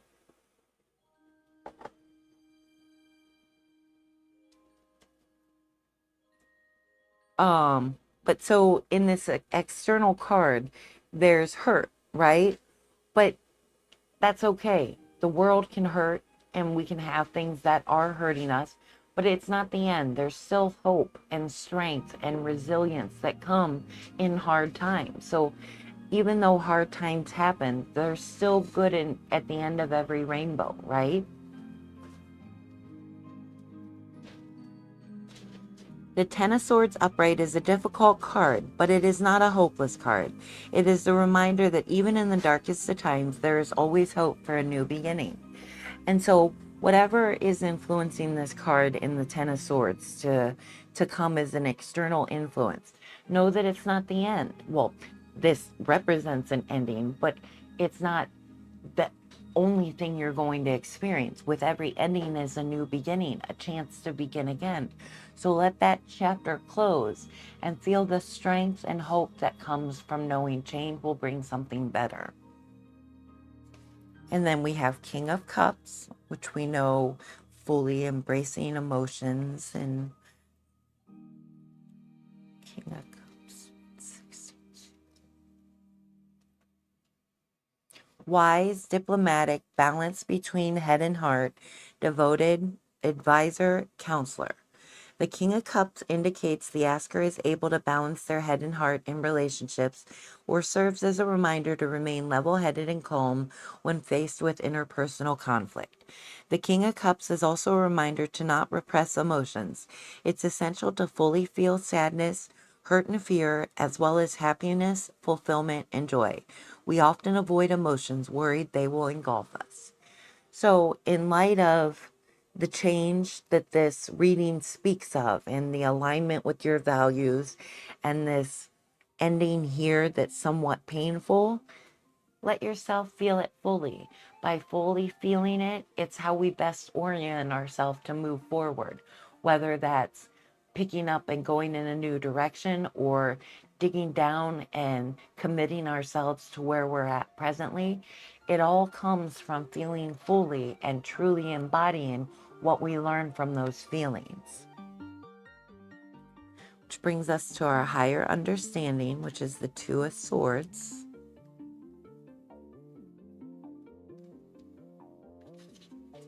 Stalemate, difficult choices, stuck in the middle, denial, hidden information. The twos represent relationships, balance, and harmony. This Two of Swords indicates the asker is in transition and feels they are between two worlds, whether it be jobs, relationships, or in the middle of a move. So this card speaks a transition, very balanced in your reading, with the cards aligning with each other. This card reminds the asker to follow their intuition when making decisions and deal with conflicts directly through clear communication. It is also a signal to accept this period of uncertainty while keeping faith that a better future will emerge. I like that. Another hopeful card. That even though you're in a transition, right? You have the change here, aligning with values here, the ending here, feeling emotions fully, and then here, the transition phase. Even with uncertainty, there's still hope. Oh, ads.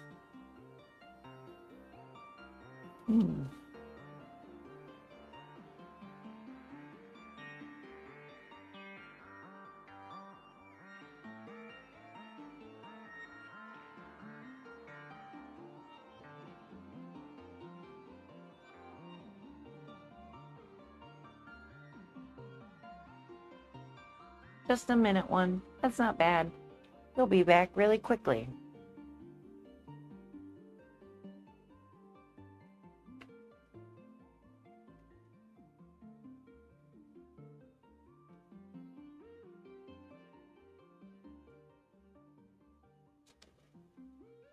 Oh, Jay Cardoso, you followed me. Thank you. I appreciate the follow.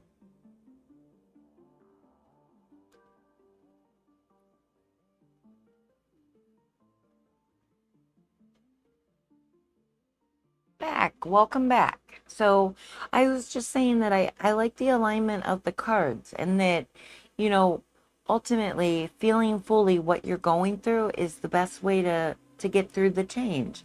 Even in the higher understanding, there's that transition phase of being between two worlds. And so it's okay that something is unknown, and it's in aligning with our values that we're going to find our way forward. So I like that changes in the cards. It's definitely all there. Your change is happening, and it's just, how are you guiding yourself through that change? So let's see what the Green Witch Oracle deck has to say.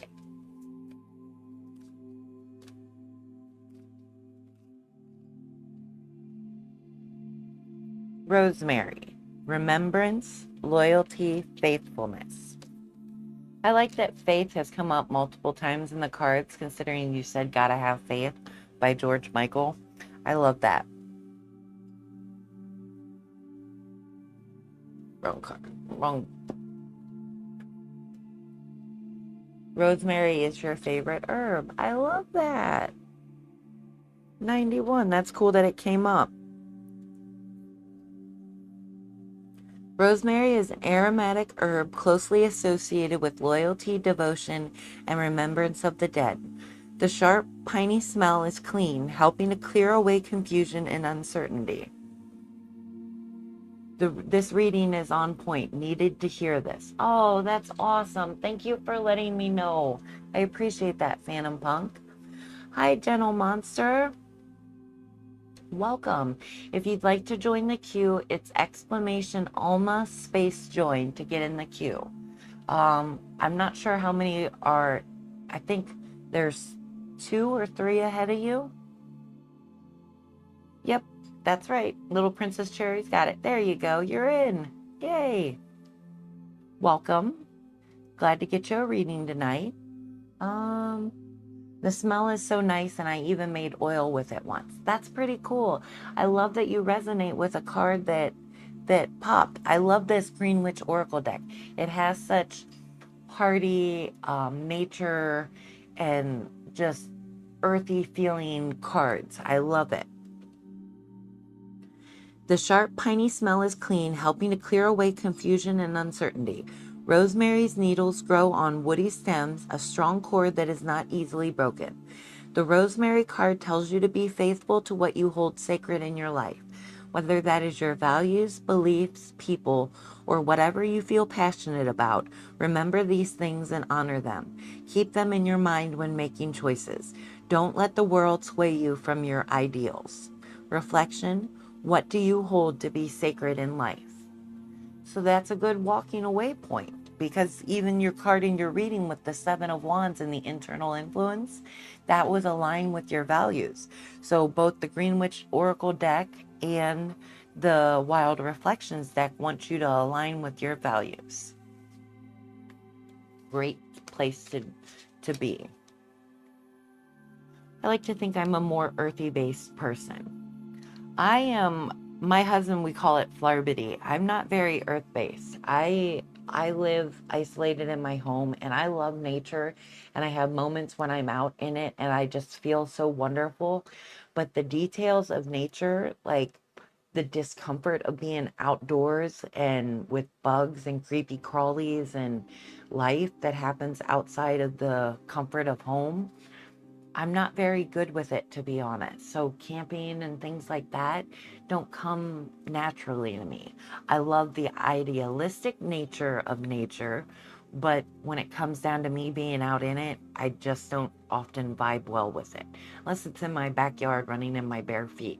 I kind of like that nature, but that's backyard nature, not real nature.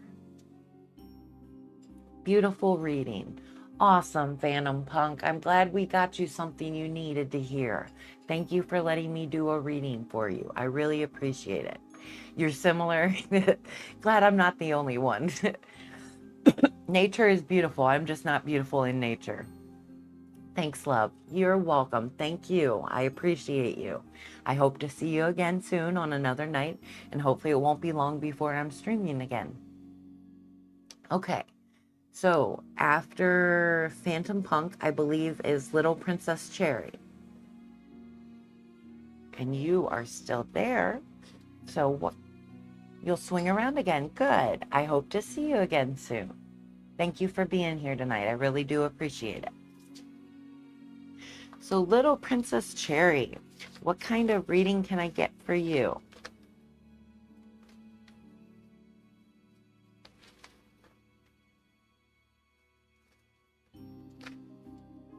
What do I need to understand about my current readiness to form a contract with my dragon guide? Ooh, interesting. Never had a question like that.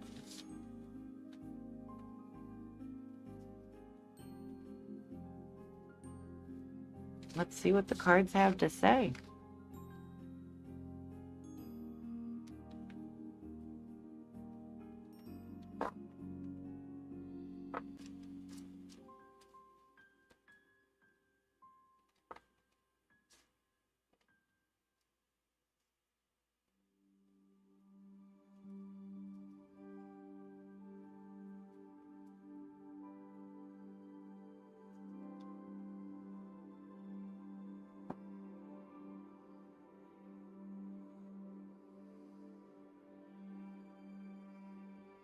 I am going to step away from the Wild Reflections deck.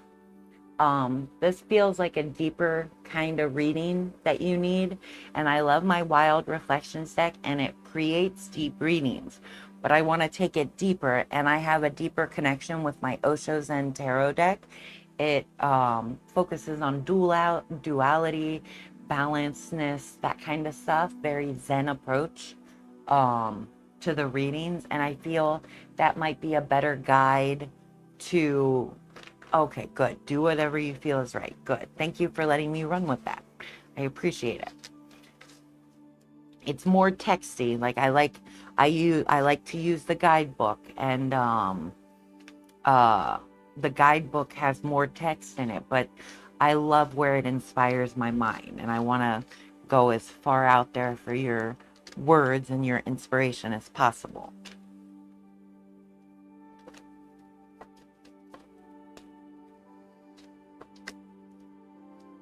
Okay.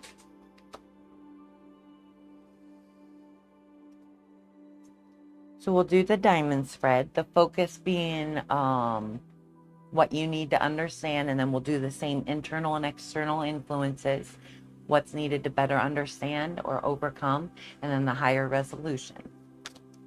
You appreciate that. Well, you're welcome. Okay, abundance. Mind.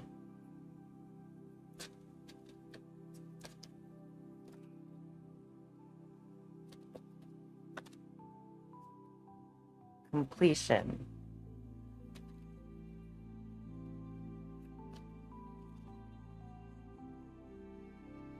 Suppression.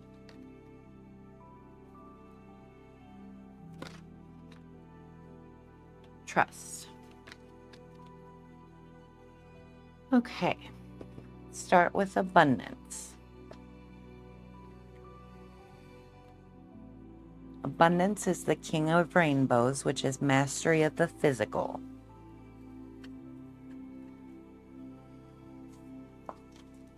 The Dionysian character is the very picture of a whole man, a Zorba the Buddha who can drink wine, dance on the beach, and sing in the rain, and at the same time enjoy the depths of understanding and wisdom that belong to the sage. In one hand he holds a lotus, showing that he respects and contains within himself the grace of the feminine. His exposed chest, an open heart, and relaxed belly show that he is at home with his masculinity as well, utterly self-contained. The four elements of earth, fire, water, and sky, all conjunct at the king of rainbows who sits atop the book of wisdom of life. If you are a woman, the king of rainbows brings the support of your own male energies into your life, a union with the soulmate within. and I'm guessing Little Princess Cherry, you would be female, so that would be what resonates with you. But for a man, this card represents a time of breaking through the conventional male stereotypes and allowing the fullness of the whole human being to shine forth. And so this card, I like this card, abundance. What it resonates to me is the fullness a moment offers, without duality, without sides, without labels and definitions, is what is, and it's abundantly there, always. Okay. Oh, I'm sorry. I gender stereotyped. I'm sorry. I guessed your name, so it is complicated, and I apologize if I was at all offensive. I am learning to try to pull back from assuming gender because it is such a complicated time in the gender realm, and I don't want to be offensive. So I apologize if my assumption ruffled a feather or anything. I don't want to do that. But I like this card then, that you're in a state where both masculine and feminine speak to you. You are a guy, but you want to transition to a female. So both energies are there, being embodied, being felt by you in any given moment. I would never be mad. I appreciate that. I feel it's such a sensitive subject, and I appreciate understanding on your side of things, knowing that I don't know the right thing to say, and I don't want to say the wrong thing. So I appreciate that grace you offer. So abundance, beyond the duality of the masculine and the feminine, is what is. And I think all the elements, all the words, everything aligns to be what is. And so it doesn't matter masculine, feminine, we're beyond that. And we are who we are, as we are, right? Labels make us think we have to check certain boxes or, be a certain way to feel right. But beyond all that conditioning, all that culturing, all that oppression, is the reality that we are who we are, and there is abundance in who we are. Often, though, what comes in the way of that abundance is the mind and the fractured way and cluttered way it exists. Mind is the page of clouds, which is actually the suit of mastery of the mind.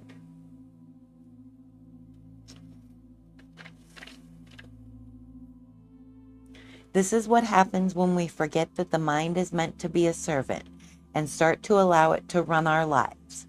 The head is filled with mechanisms, the mouth is ranting and raving, and the whole surrounding atmosphere is being polluted by this factory of arguments and opinions. But wait, you say, the mind is what makes us human. It's the source of all progress, all great truths. If you believe that, try an experiment. Go into your room, shut the door, turn on a tape recorder, and give yourself total permission to say whatever is on your mind.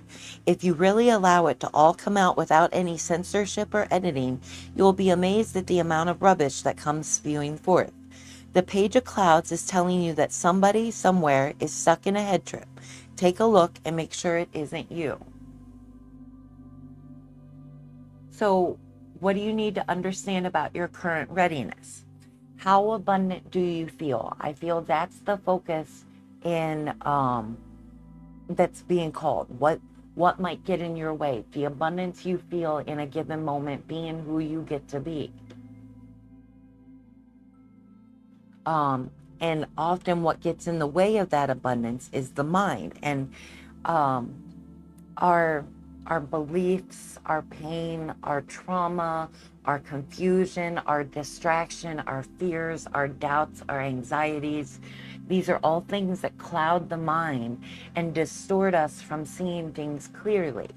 And I would like to say that this abundance, this picture of abundance, this guy chilling, just looks awesome, like he's having a good time. That is how we should feel in a given moment. When you're wanting to connect with your guide, that's how you should feel. That's what they should inspire. But if your mind is clouded or chaotic or uncomfortable, like this card suggests, that would get in the way of that connection. Then from the external influence card, we have completion.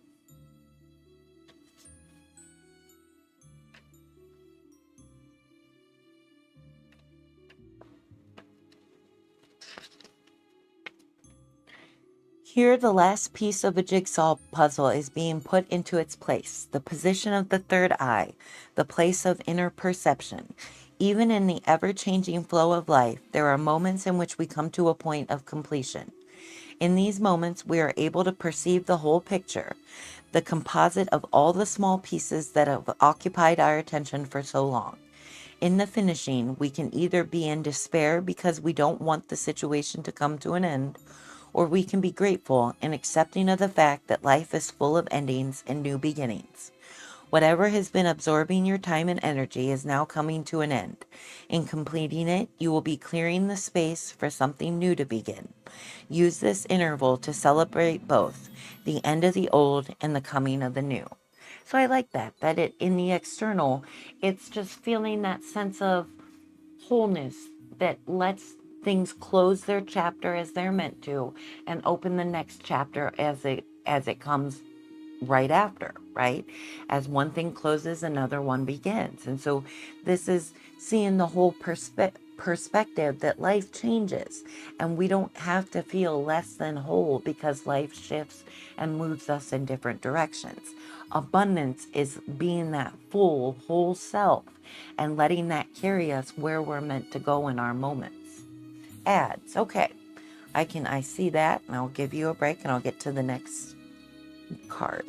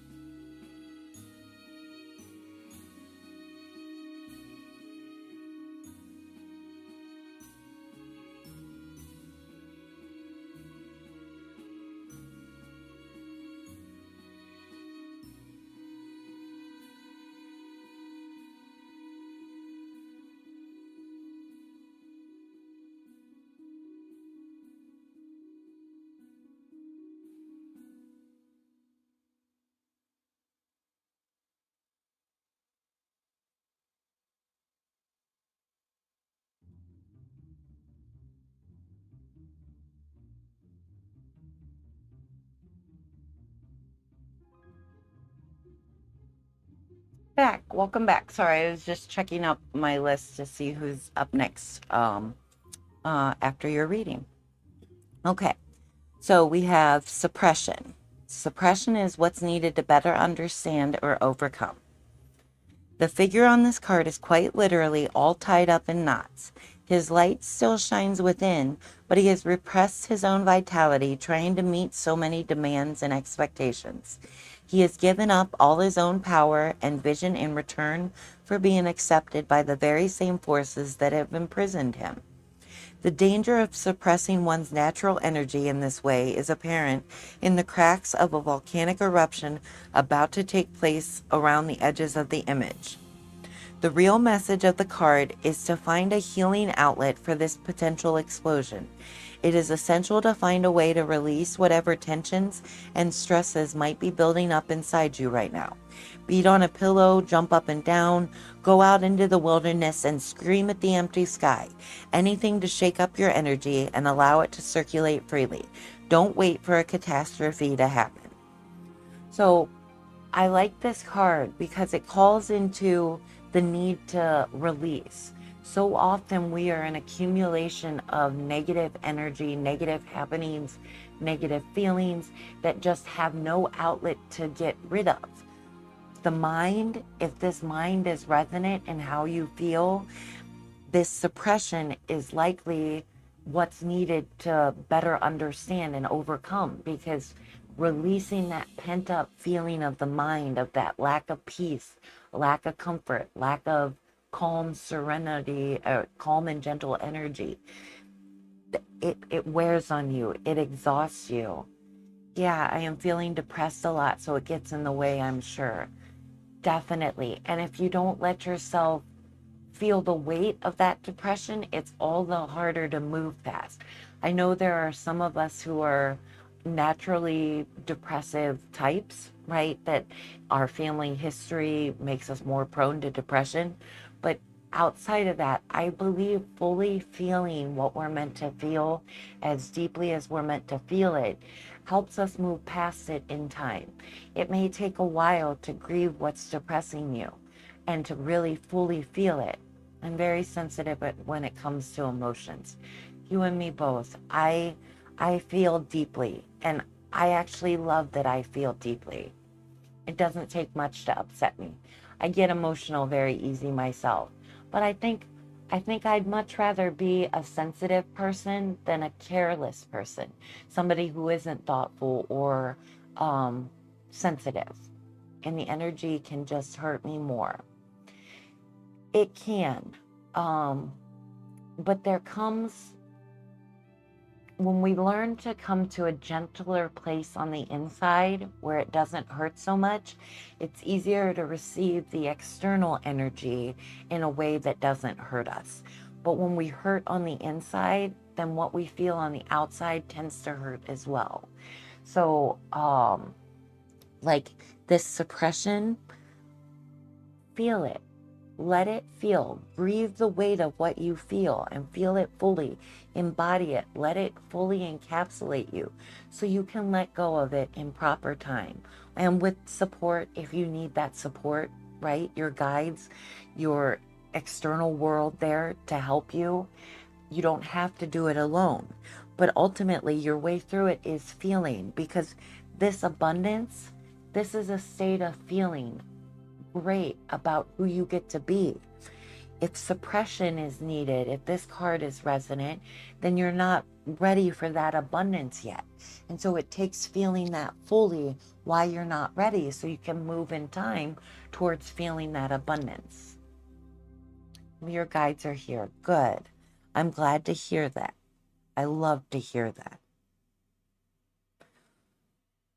So feel fully so you can move forward. And I love the higher resolution or higher understanding is trust. That is the Knight of Water, which is the mastery of emotions. Ultimately, feeling yourself fully and feeling confident in your emotions is really a good way to move forward.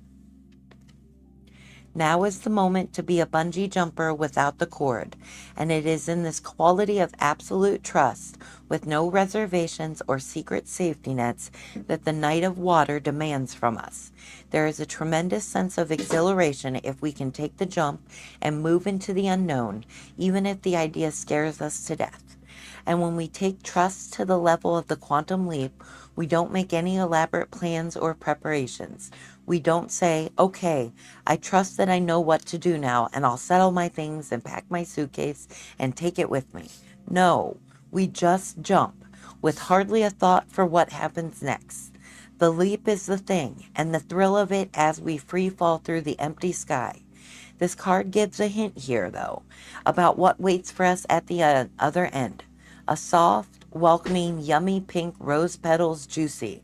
Come on. I love the trust card because ultimately that's how I lead my moments, with trust. Everything is as it is meant to be right now, and in every moment I come to. Everything happens for a reason, and I trust that I will find that reason when I'm meant to. And I let my moments flow, and I live in this abundant state because who I am isn't dependent on the external details to define me. Who I am is who gets to witness the magic of life itself and to feel it just unfolding before me for my pleasure, benefit, enjoyment, and learning. All the things that can come from life, my inherent trust that I'm there for it, that it is there for me, is the positive energy that carries me through every moment. It's so hard to trust anyone anymore. It's like really hard. My ex literally broke that for me. I understand. But if you lead with not trusting people, you'll never find anybody to trust. And so it comes to a choice. Do you want to be trusting or do you want to be untrusting? Because ultimately, untrusting is very unfulfilling. You never have a person you can rely on. You never have a stable ground to stand on because no trust can be found. It's a choice to make if you want to trust. An easier path that I found was accepting that not everybody is right by me. Not everybody is prepared to be the person I need them to be. That's not my fault. That's not their fault. We are who we are, and we are who we're meant to be. So letting people be who they're meant to be gives them freedom to move on when they've hurt me or they've done wrong and offended my sensibilities. But it also doesn't mean I need to carry that distrust, that upset, that hurt, that anger, because ultimately they're just one person. They're not everybody. And if I judge everybody by one person's mistake, I'm leading a very closed off perspective on life. Maybe I'll place my trust in my guides first. Well, this card was about your guides, and trust comes. I think that's a good place to start. If you can trust in your guides, then you can trust in what your guides have in store for you. And it all just falls in line after that. When you start with trust, I believe magic happens, and it just starts manifesting from there. So let's see what the Green Witch Oracle deck has to say.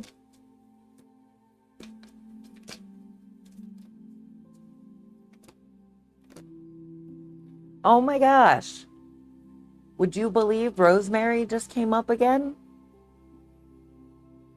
Weren't we talking about that?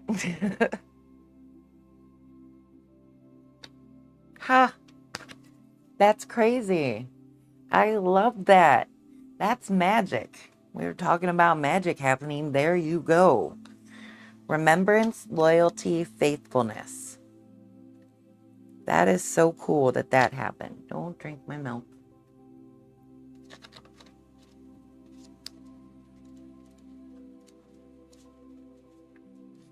Rosemary is an aromatic herb closely associated with loyalty, devotion, and remembrance of the dead. The sharp, piney smell is clean, helping to clear away confusion and uncertainty. Rosemary's needles grow on woody stems, a strong core that is not easily broken. The Rosemary card tells you to be faithful to what you hold sacred in life. Whether that is your values, beliefs, people, or whatever you feel passionate about, remember these things and honor them.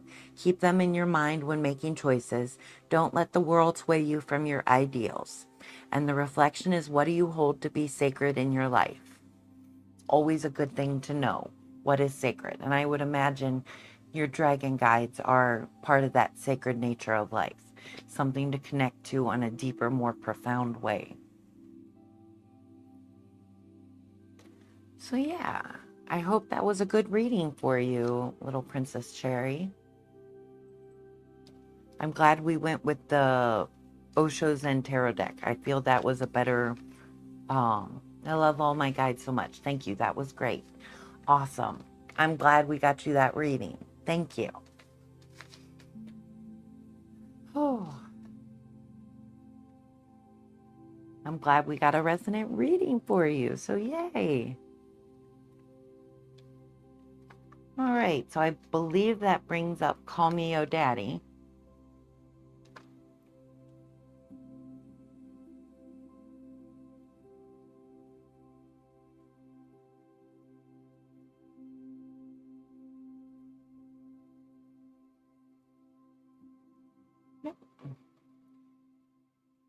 I will see you later. I hope to see you on another stream. Keep me posted on how you're doing, if you don't mind. I would love to keep in touch.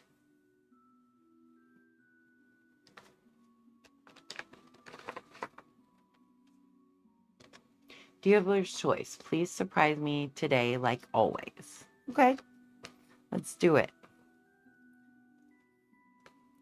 I feel like using a different deck, so I'm going to grab one of my friend's decks that she let me use. We'll go from there.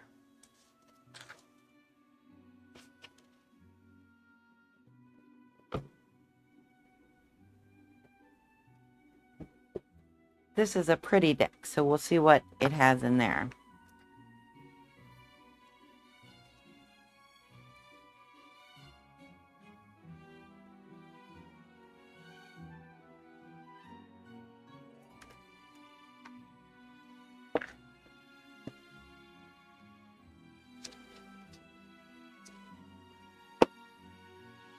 Okay, we'll do a 5-card reading for you. Call me a daddy.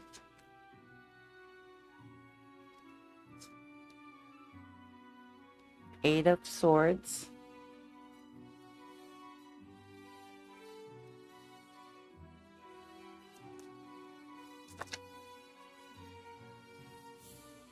The Empress reversed.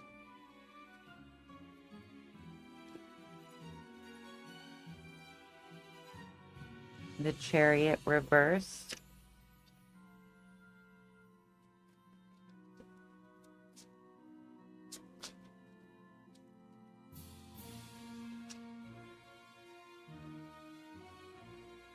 Page of Swords.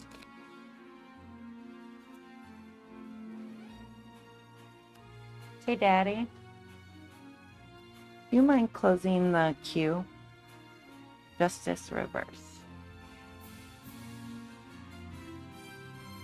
Thank you.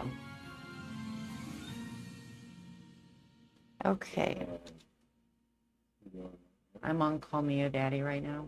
I think I should have, what, 2 more after?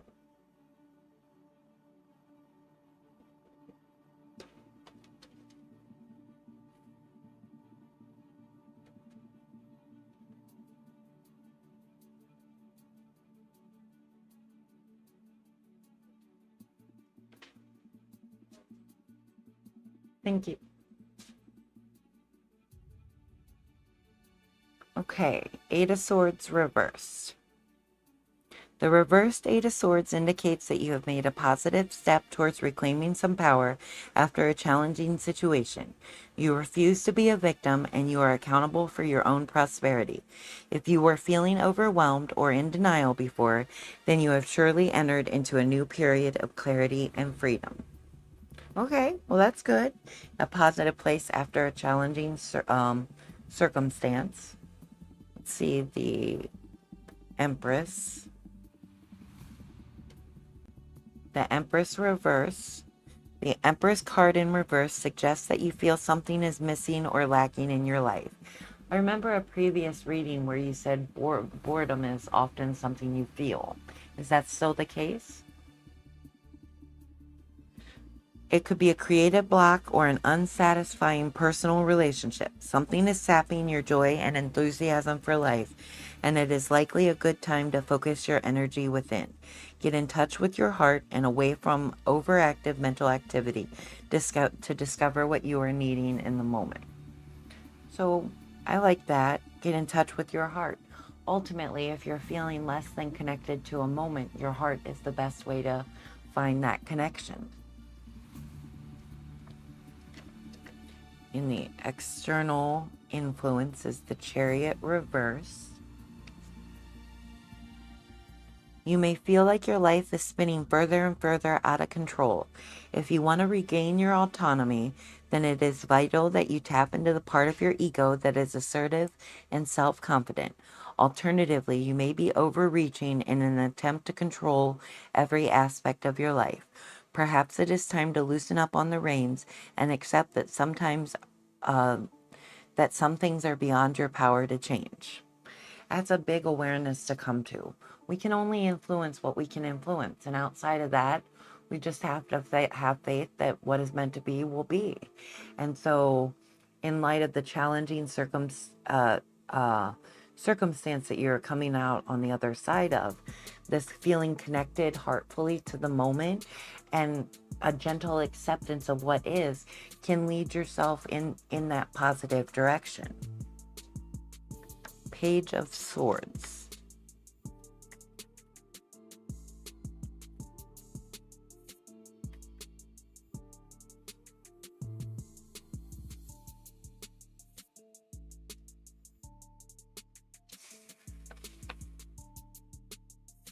Energy, curiosity, challenges, decisive action.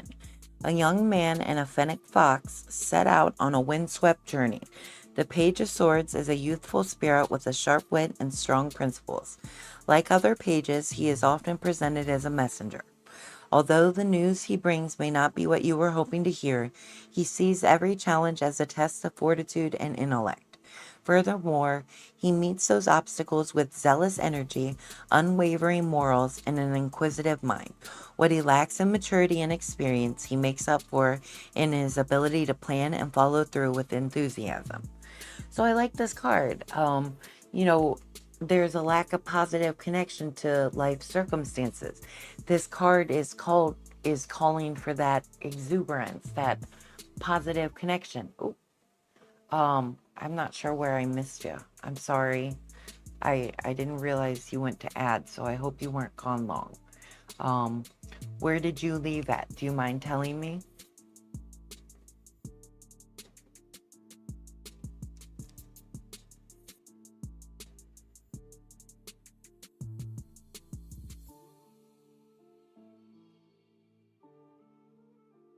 Welcome back, gentle monster. We are on Call Me Oh Daddy. You have after Call Me Oh Daddy, there's one more person and then you. So welcome back. Still got a little waiting to go. So Page of Swords is about meeting any obstacle you come to with a positive energy, with your morals intact, right? Because compromising your morals is compromising yourself, and it's hard to feel good when you're compromising yourself. And an inquisitive mind, curious to know what's ahead, good ways, inexperience and stuff. Okay.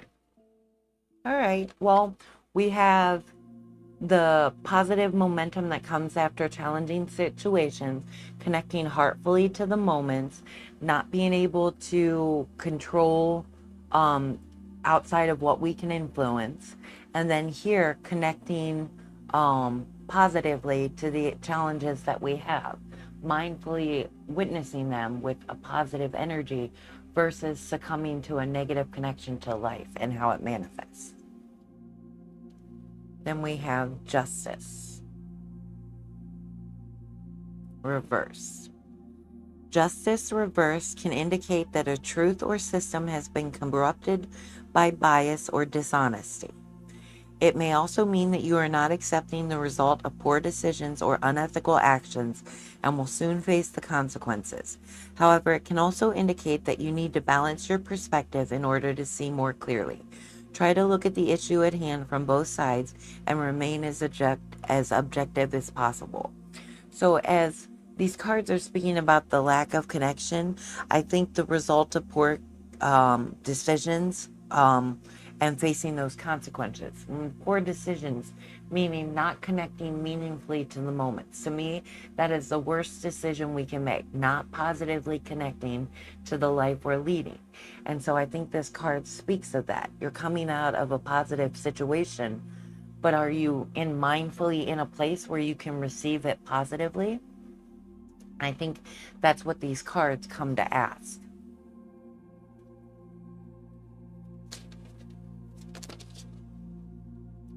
Oak tree. Power, courage, strength.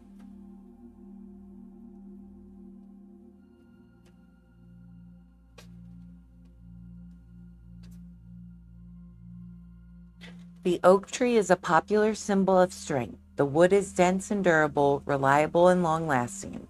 This tree symbolizes power and bravery, telling you that you can stand up to whatever storms is on the horizon. The mighty oak begins as a tiny acorn.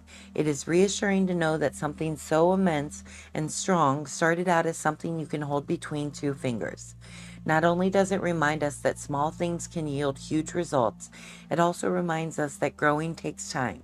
Rapid growth uses energy to reach a goal quickly. Slow growth uses energy to ensure stable, strong development. The oak tree card encourages you to be brave and to stand tall.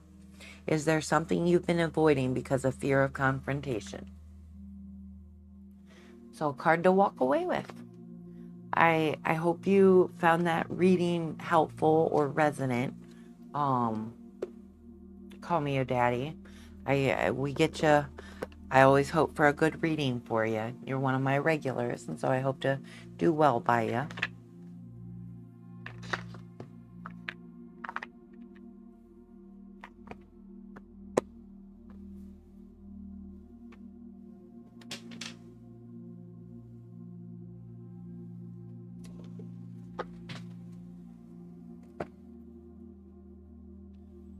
You're welcome. Thank you for letting me do a reading for you. Thank you for letting me keep it new and fresh and use a different deck for you. I appreciate you do that.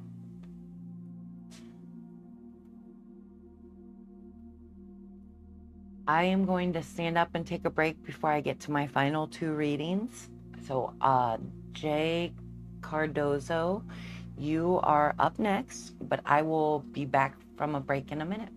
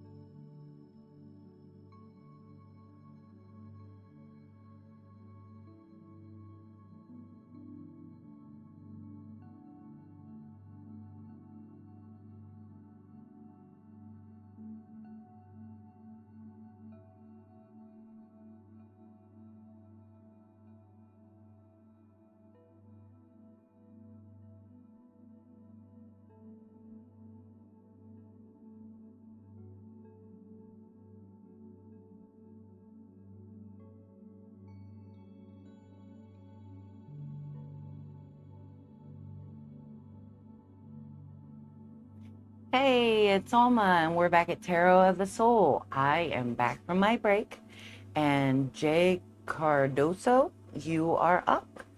So I saw you were there before I left for break. Are you still there? Thank you, Daddy.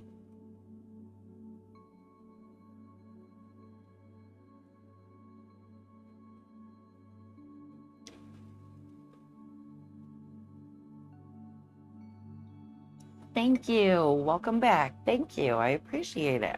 Glad to be back. Thank you for waiting around for me to get you your reading. I appreciate that. Appreciate your patience. So how are you doing tonight?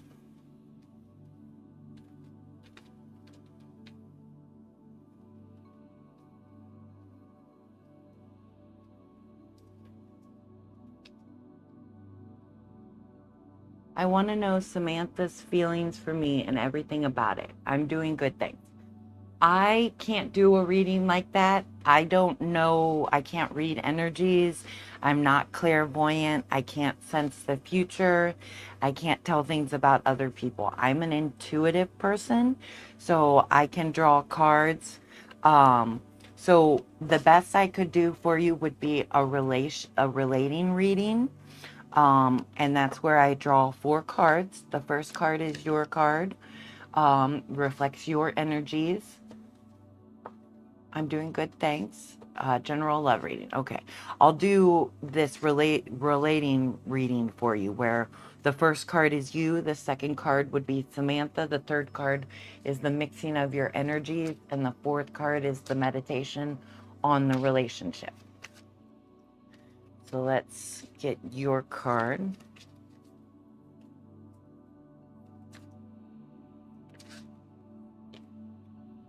Eight of Swords, reverse.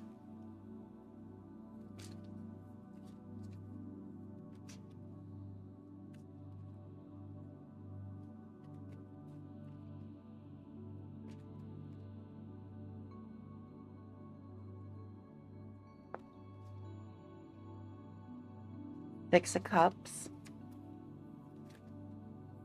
The mixing of energies. The Moon reverse.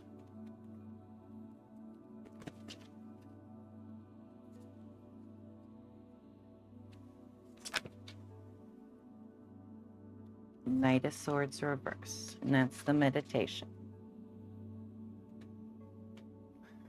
Okay. Eight of Swords reverse.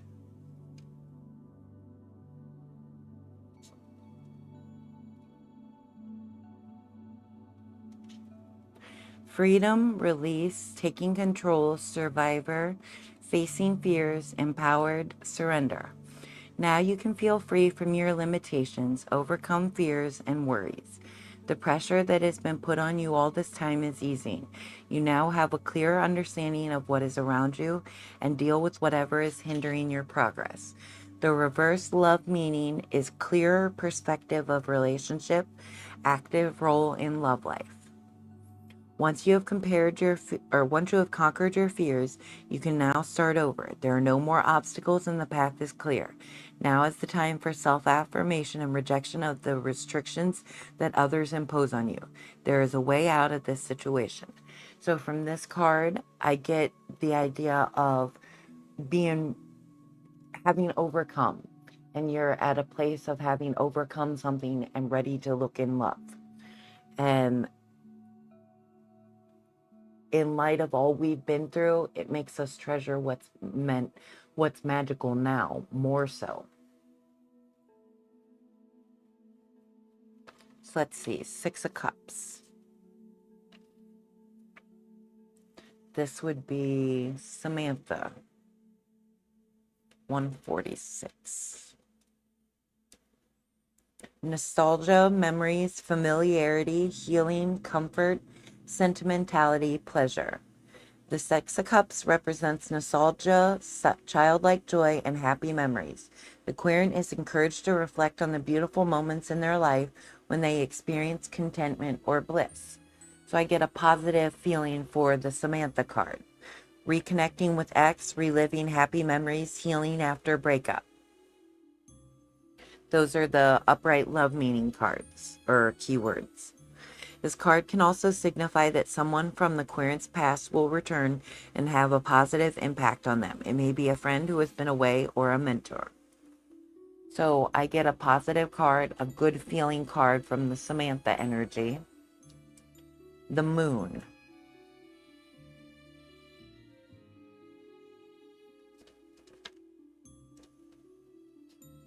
Reversed.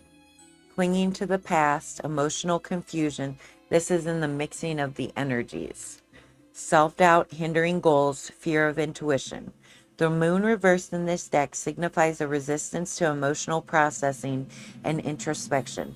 You might be clinging to past hurts or refusing to acknowledge the deeper emotions bubbling beneath the surface. Reverse love meaning is emotional manipulation, unresolved issues, and difficulty connecting. So in the mixing, I get a not totally positive vibe, but that could be, just the fears we have and the people we're with kind of thing, more so than you don't vibe with each other. Remember, even the darkest night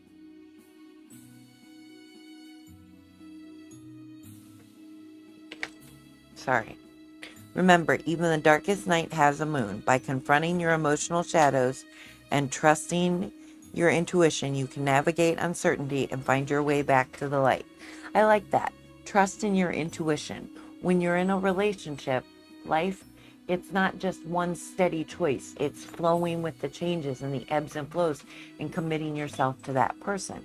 So let your intuition guide you closer. If there is a disconnect, if there's some kind of off feeling, let yourself guide yourself closer to them instead of away. Knight of Swords, reversed.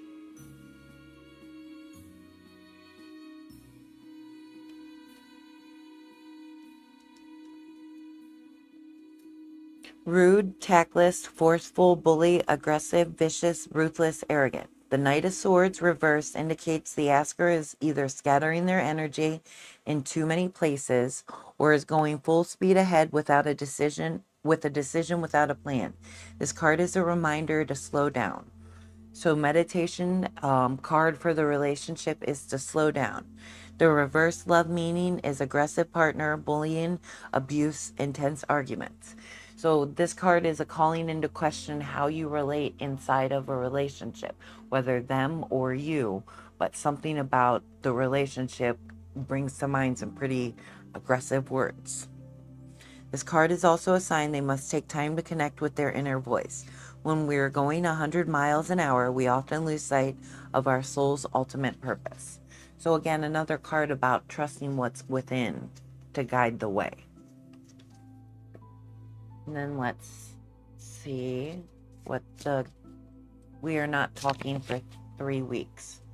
Okay, so something is going on. And so that card, taking it slow, is kind of, or maybe the negative words that are associated with that card are resonant.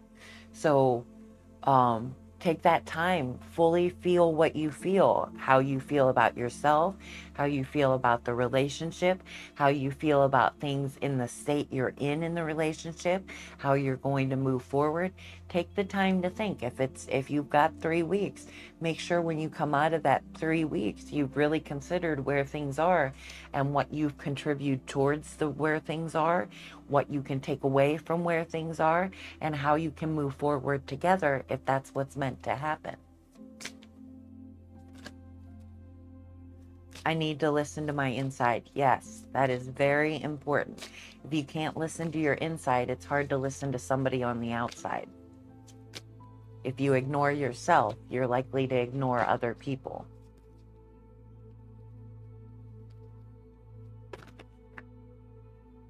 Harvest, determination, hard work. So yeah, in light of being in a difficult place with your partner, determination and hard work is what's needed to get to the other side of it.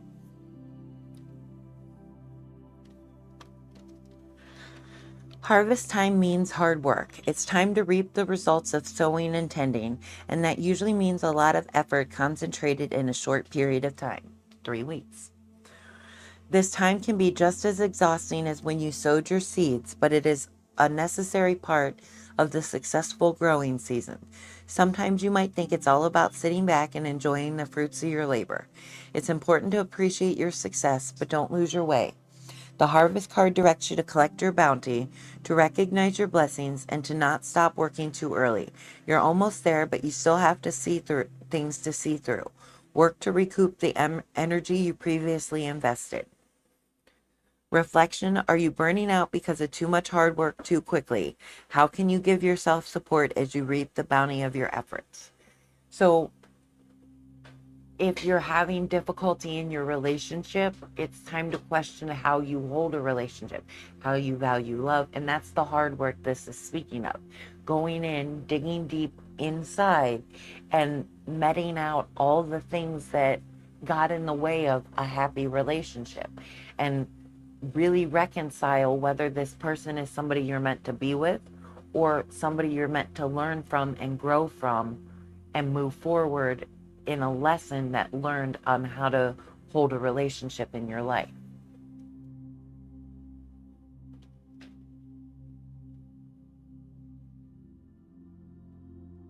So yeah, I hope that was helpful.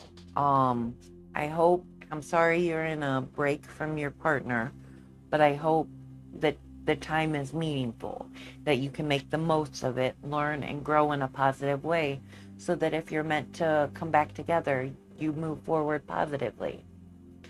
And thank you. I appreciate being able to do a reading for you. Thank you for hanging around to get that reading. So that brings up the last reading of the night, Gentle Monster. Are you still there?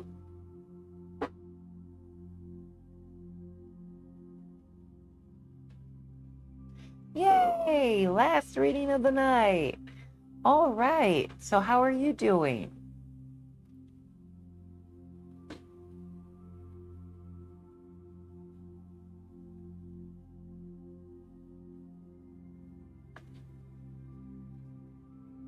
I just realized this guy only wants me for my money and status, but I'm doing all right.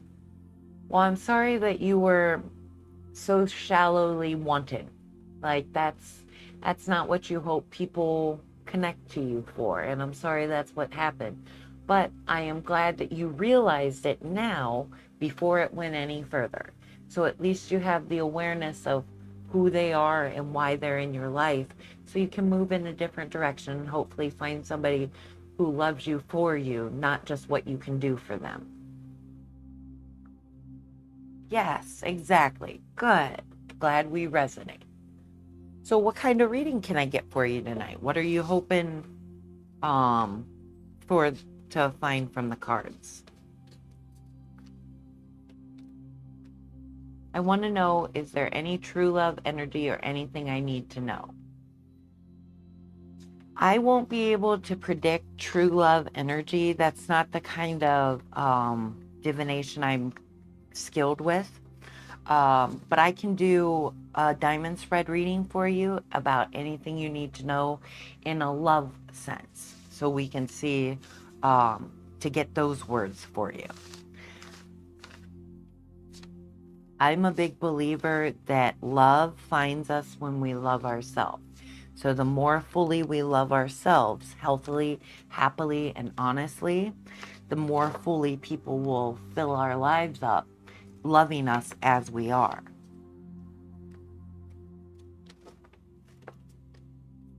But that's just my beliefs. We'll see what the cards have to say.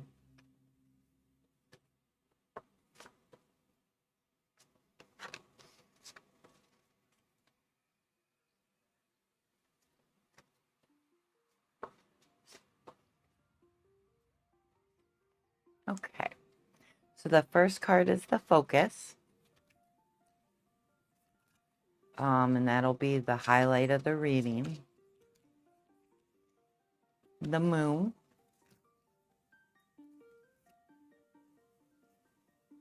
Six of Cups reversed.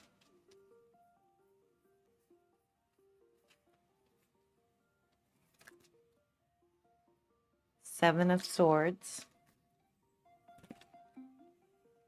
King of Wands reverse,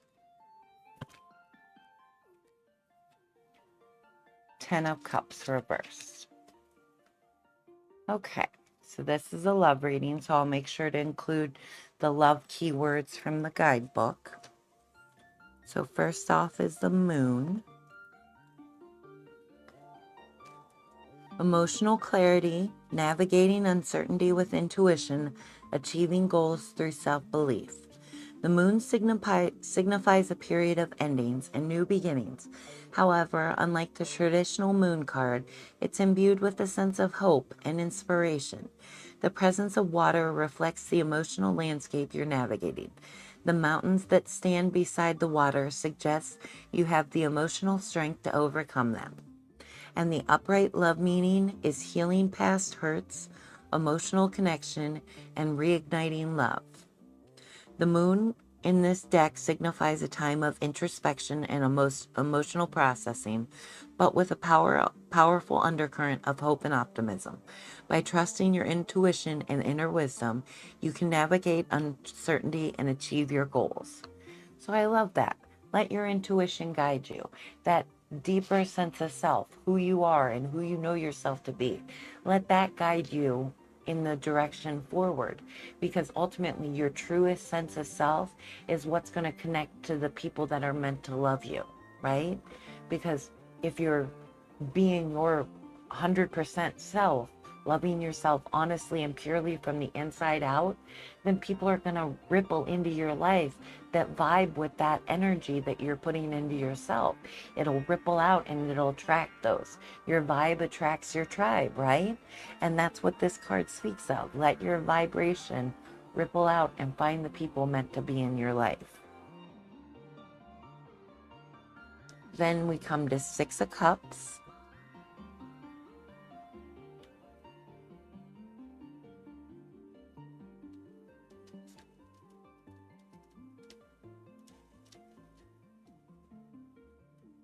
Six of Cups reverse, stuck in the past, moving forward, leaving home, independence. The reverse Six of Cups card is a sign that the querent is allowing past experiences to dictate their future.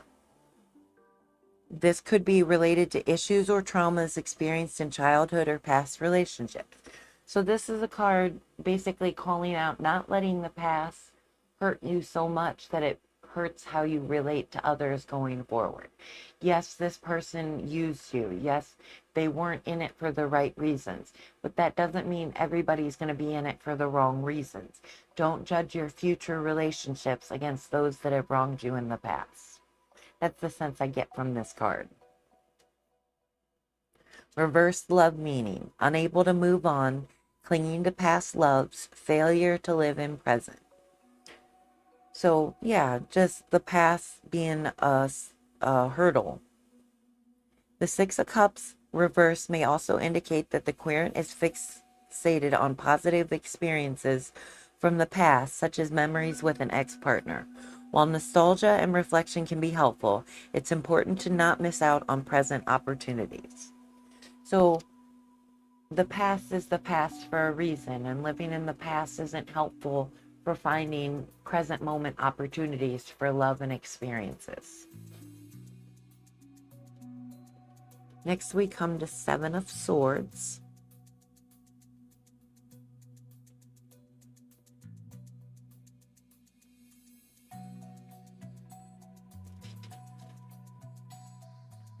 Lies, trickery, scheming, strategy, resourcefulness, sneakiness, cunning.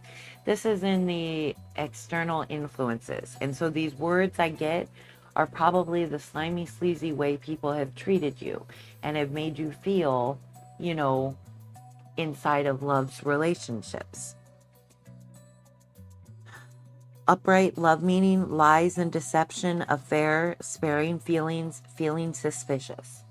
So yeah, in light of what's happened to you, I can understand that feeling suspicious would be a way to move forward. But when we judge others going forward by the wrongs of the past, ultimately we're closing our eyes to all the ways people can fulfill our needs and uplift us and support us in new and different ways, versus casting doubt and judgment on people who may never do the same thing somebody else did.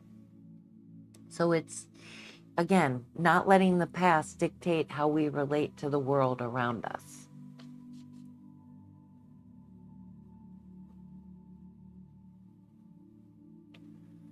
Sorry, the queue's closed for the night. I'm on my last reading for the evening. I appreciate you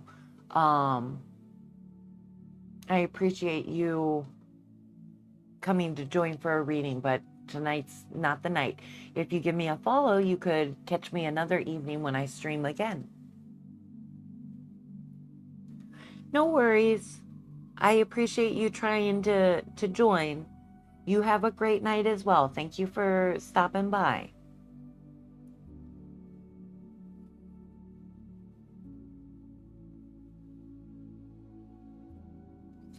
So this card also symbolizes the need for smart and strategic thinking in the face of a current challenge. From personal advice, do you think I should keep my life private, or should I keep it public to see how people would treat me if it's shallow or not? I think a lot of modern culture tells us to live life publicly, but I think there's a price that comes with living publicly. Your life is not your own. And there's a lot of prices you pay when your life is not your own. It's not an authentic way to live in my book. And so living authentically means not everybody's going to have a like or a click or a comment to leave on what's going on, but you're living it authentically, and you don't need that engagement because you're fully engaged in your life with the people you're with. Needing to go online to broadcast how you're living your life, ultimately there's some level of disconnection from just living life. It has to become a show, right? Oh, good. So it resonates. Good. I'm glad those words hit home. I appreciate that. Thank you for letting me know. So let's see. What's needed to better understand or overcome? King of Wands.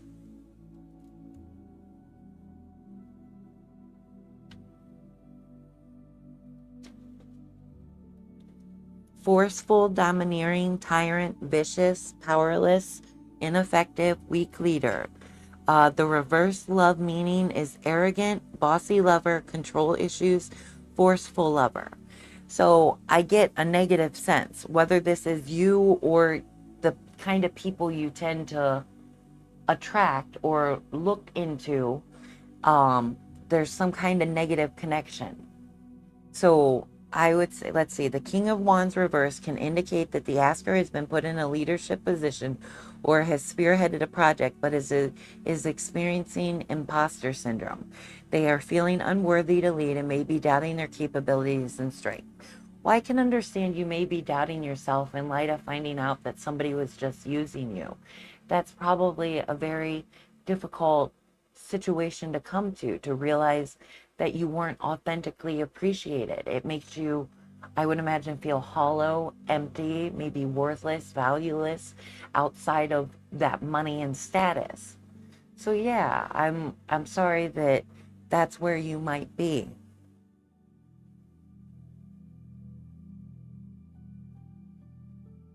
So the other words on this card, you need to maintain your position and not take actions that you know you should not take. You also need to consider whether you have been overly authoritarian and insensitive towards others.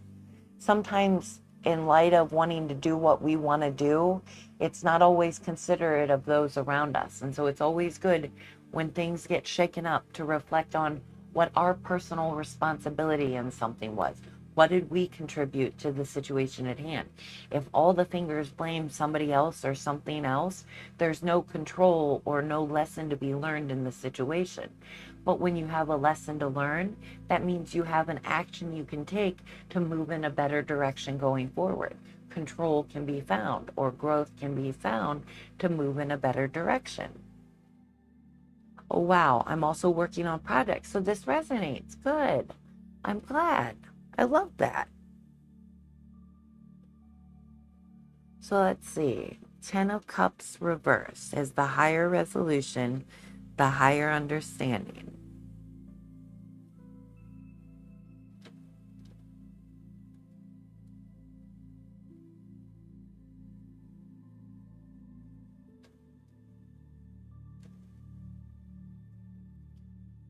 So, Ten of Cups reverse, unhappy home, separation, domestic conflict, disharmony, isolation. This card may indicate that the asker is struggling to find personal fulfillment or a sense of happiness in their life. It is a reminder to take a step back and reassess what really brings joy and meaning. The Ten of Cups reverse suggests that it's time to address any underlying issues and work towards finding balance and harmony in all areas of life. Honestly, balance and harmony are big things to work for. If you're not happy at work, you're not going to be happy at home. If you're not happy at home, you're not going to be happy in love. It all ties together. It's an interconnected web that we weave in our life. And so to find a sense of comfort, you need balance and harmony in all things. Reverse love meaning is meddling relatives, a short fling, external forces affecting relationship. So we know that it was money and status that was moving that relationship forward. So heal from that. Give yourself time to fully feel that and align yourself with what matters in love. Let yourself prioritize what's important in love going forward, so you know when you fall in step with somebody, whether they're resonant with you from the beginning, whether they're authentically in your life, something to find and feel good about. You know what I mean?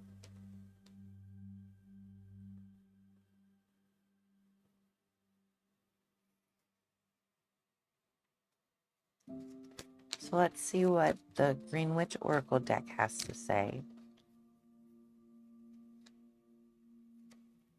Oh, I like this. B, community, cooperation, sweetness.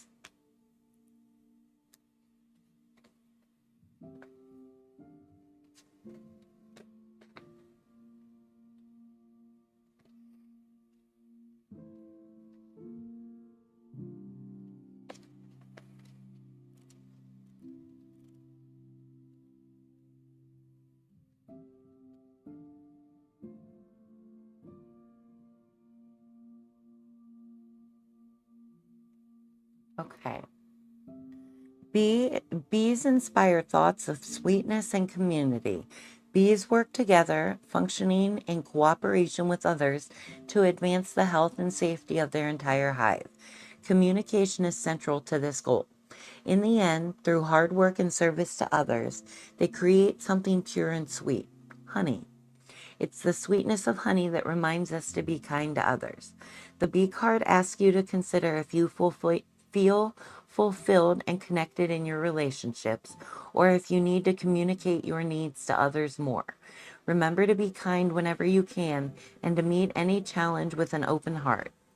Reflection: what part of your life needs clearer communication, and how can you work more effectively with others? I think those are good questions to consider when moving in a healthier direction in love. And I do hope you can move in a healthier direction, one that aligns you with people that see you for who you are and value you for everything you are, not just what you can do for them. Because ultimately, people that just want your money or your status, it's like you said, shallow. And there's no real fulfillment found in those shallow connections. So I hope you can find your way to a deep and meaningful connection, one that really moves you and fulfills you and leaves you wholesomely connected. Yeah, thank you so much. Well, thank you. I appreciate that. You're so kind-hearted. Well, thank you. That's really generous of you to say. I appreciate that. I think the world needs more love, and I want to be more loving inside that world as often as possible. I'm bipolar, so I can fluctuate in my moods, but in between moods, I always want to be nice because ultimately, I hope people are going to be nice to me too. So I start with what I hope to get from others. You give what you give, or you get what you give is the saying, right? So I give a lot of niceness, hoping to get a lot of niceness in return. But yeah, thank you for being here tonight. I appreciate getting to do a reading for you. I hope that was meaningful, and I hope you have a good night. Last reading of the night. So hopefully I'll see you again soon. Ooh, it was a busy night. It's all right. Well, I'm going to wrap up. I appreciate everyone being here, and I will see you next time.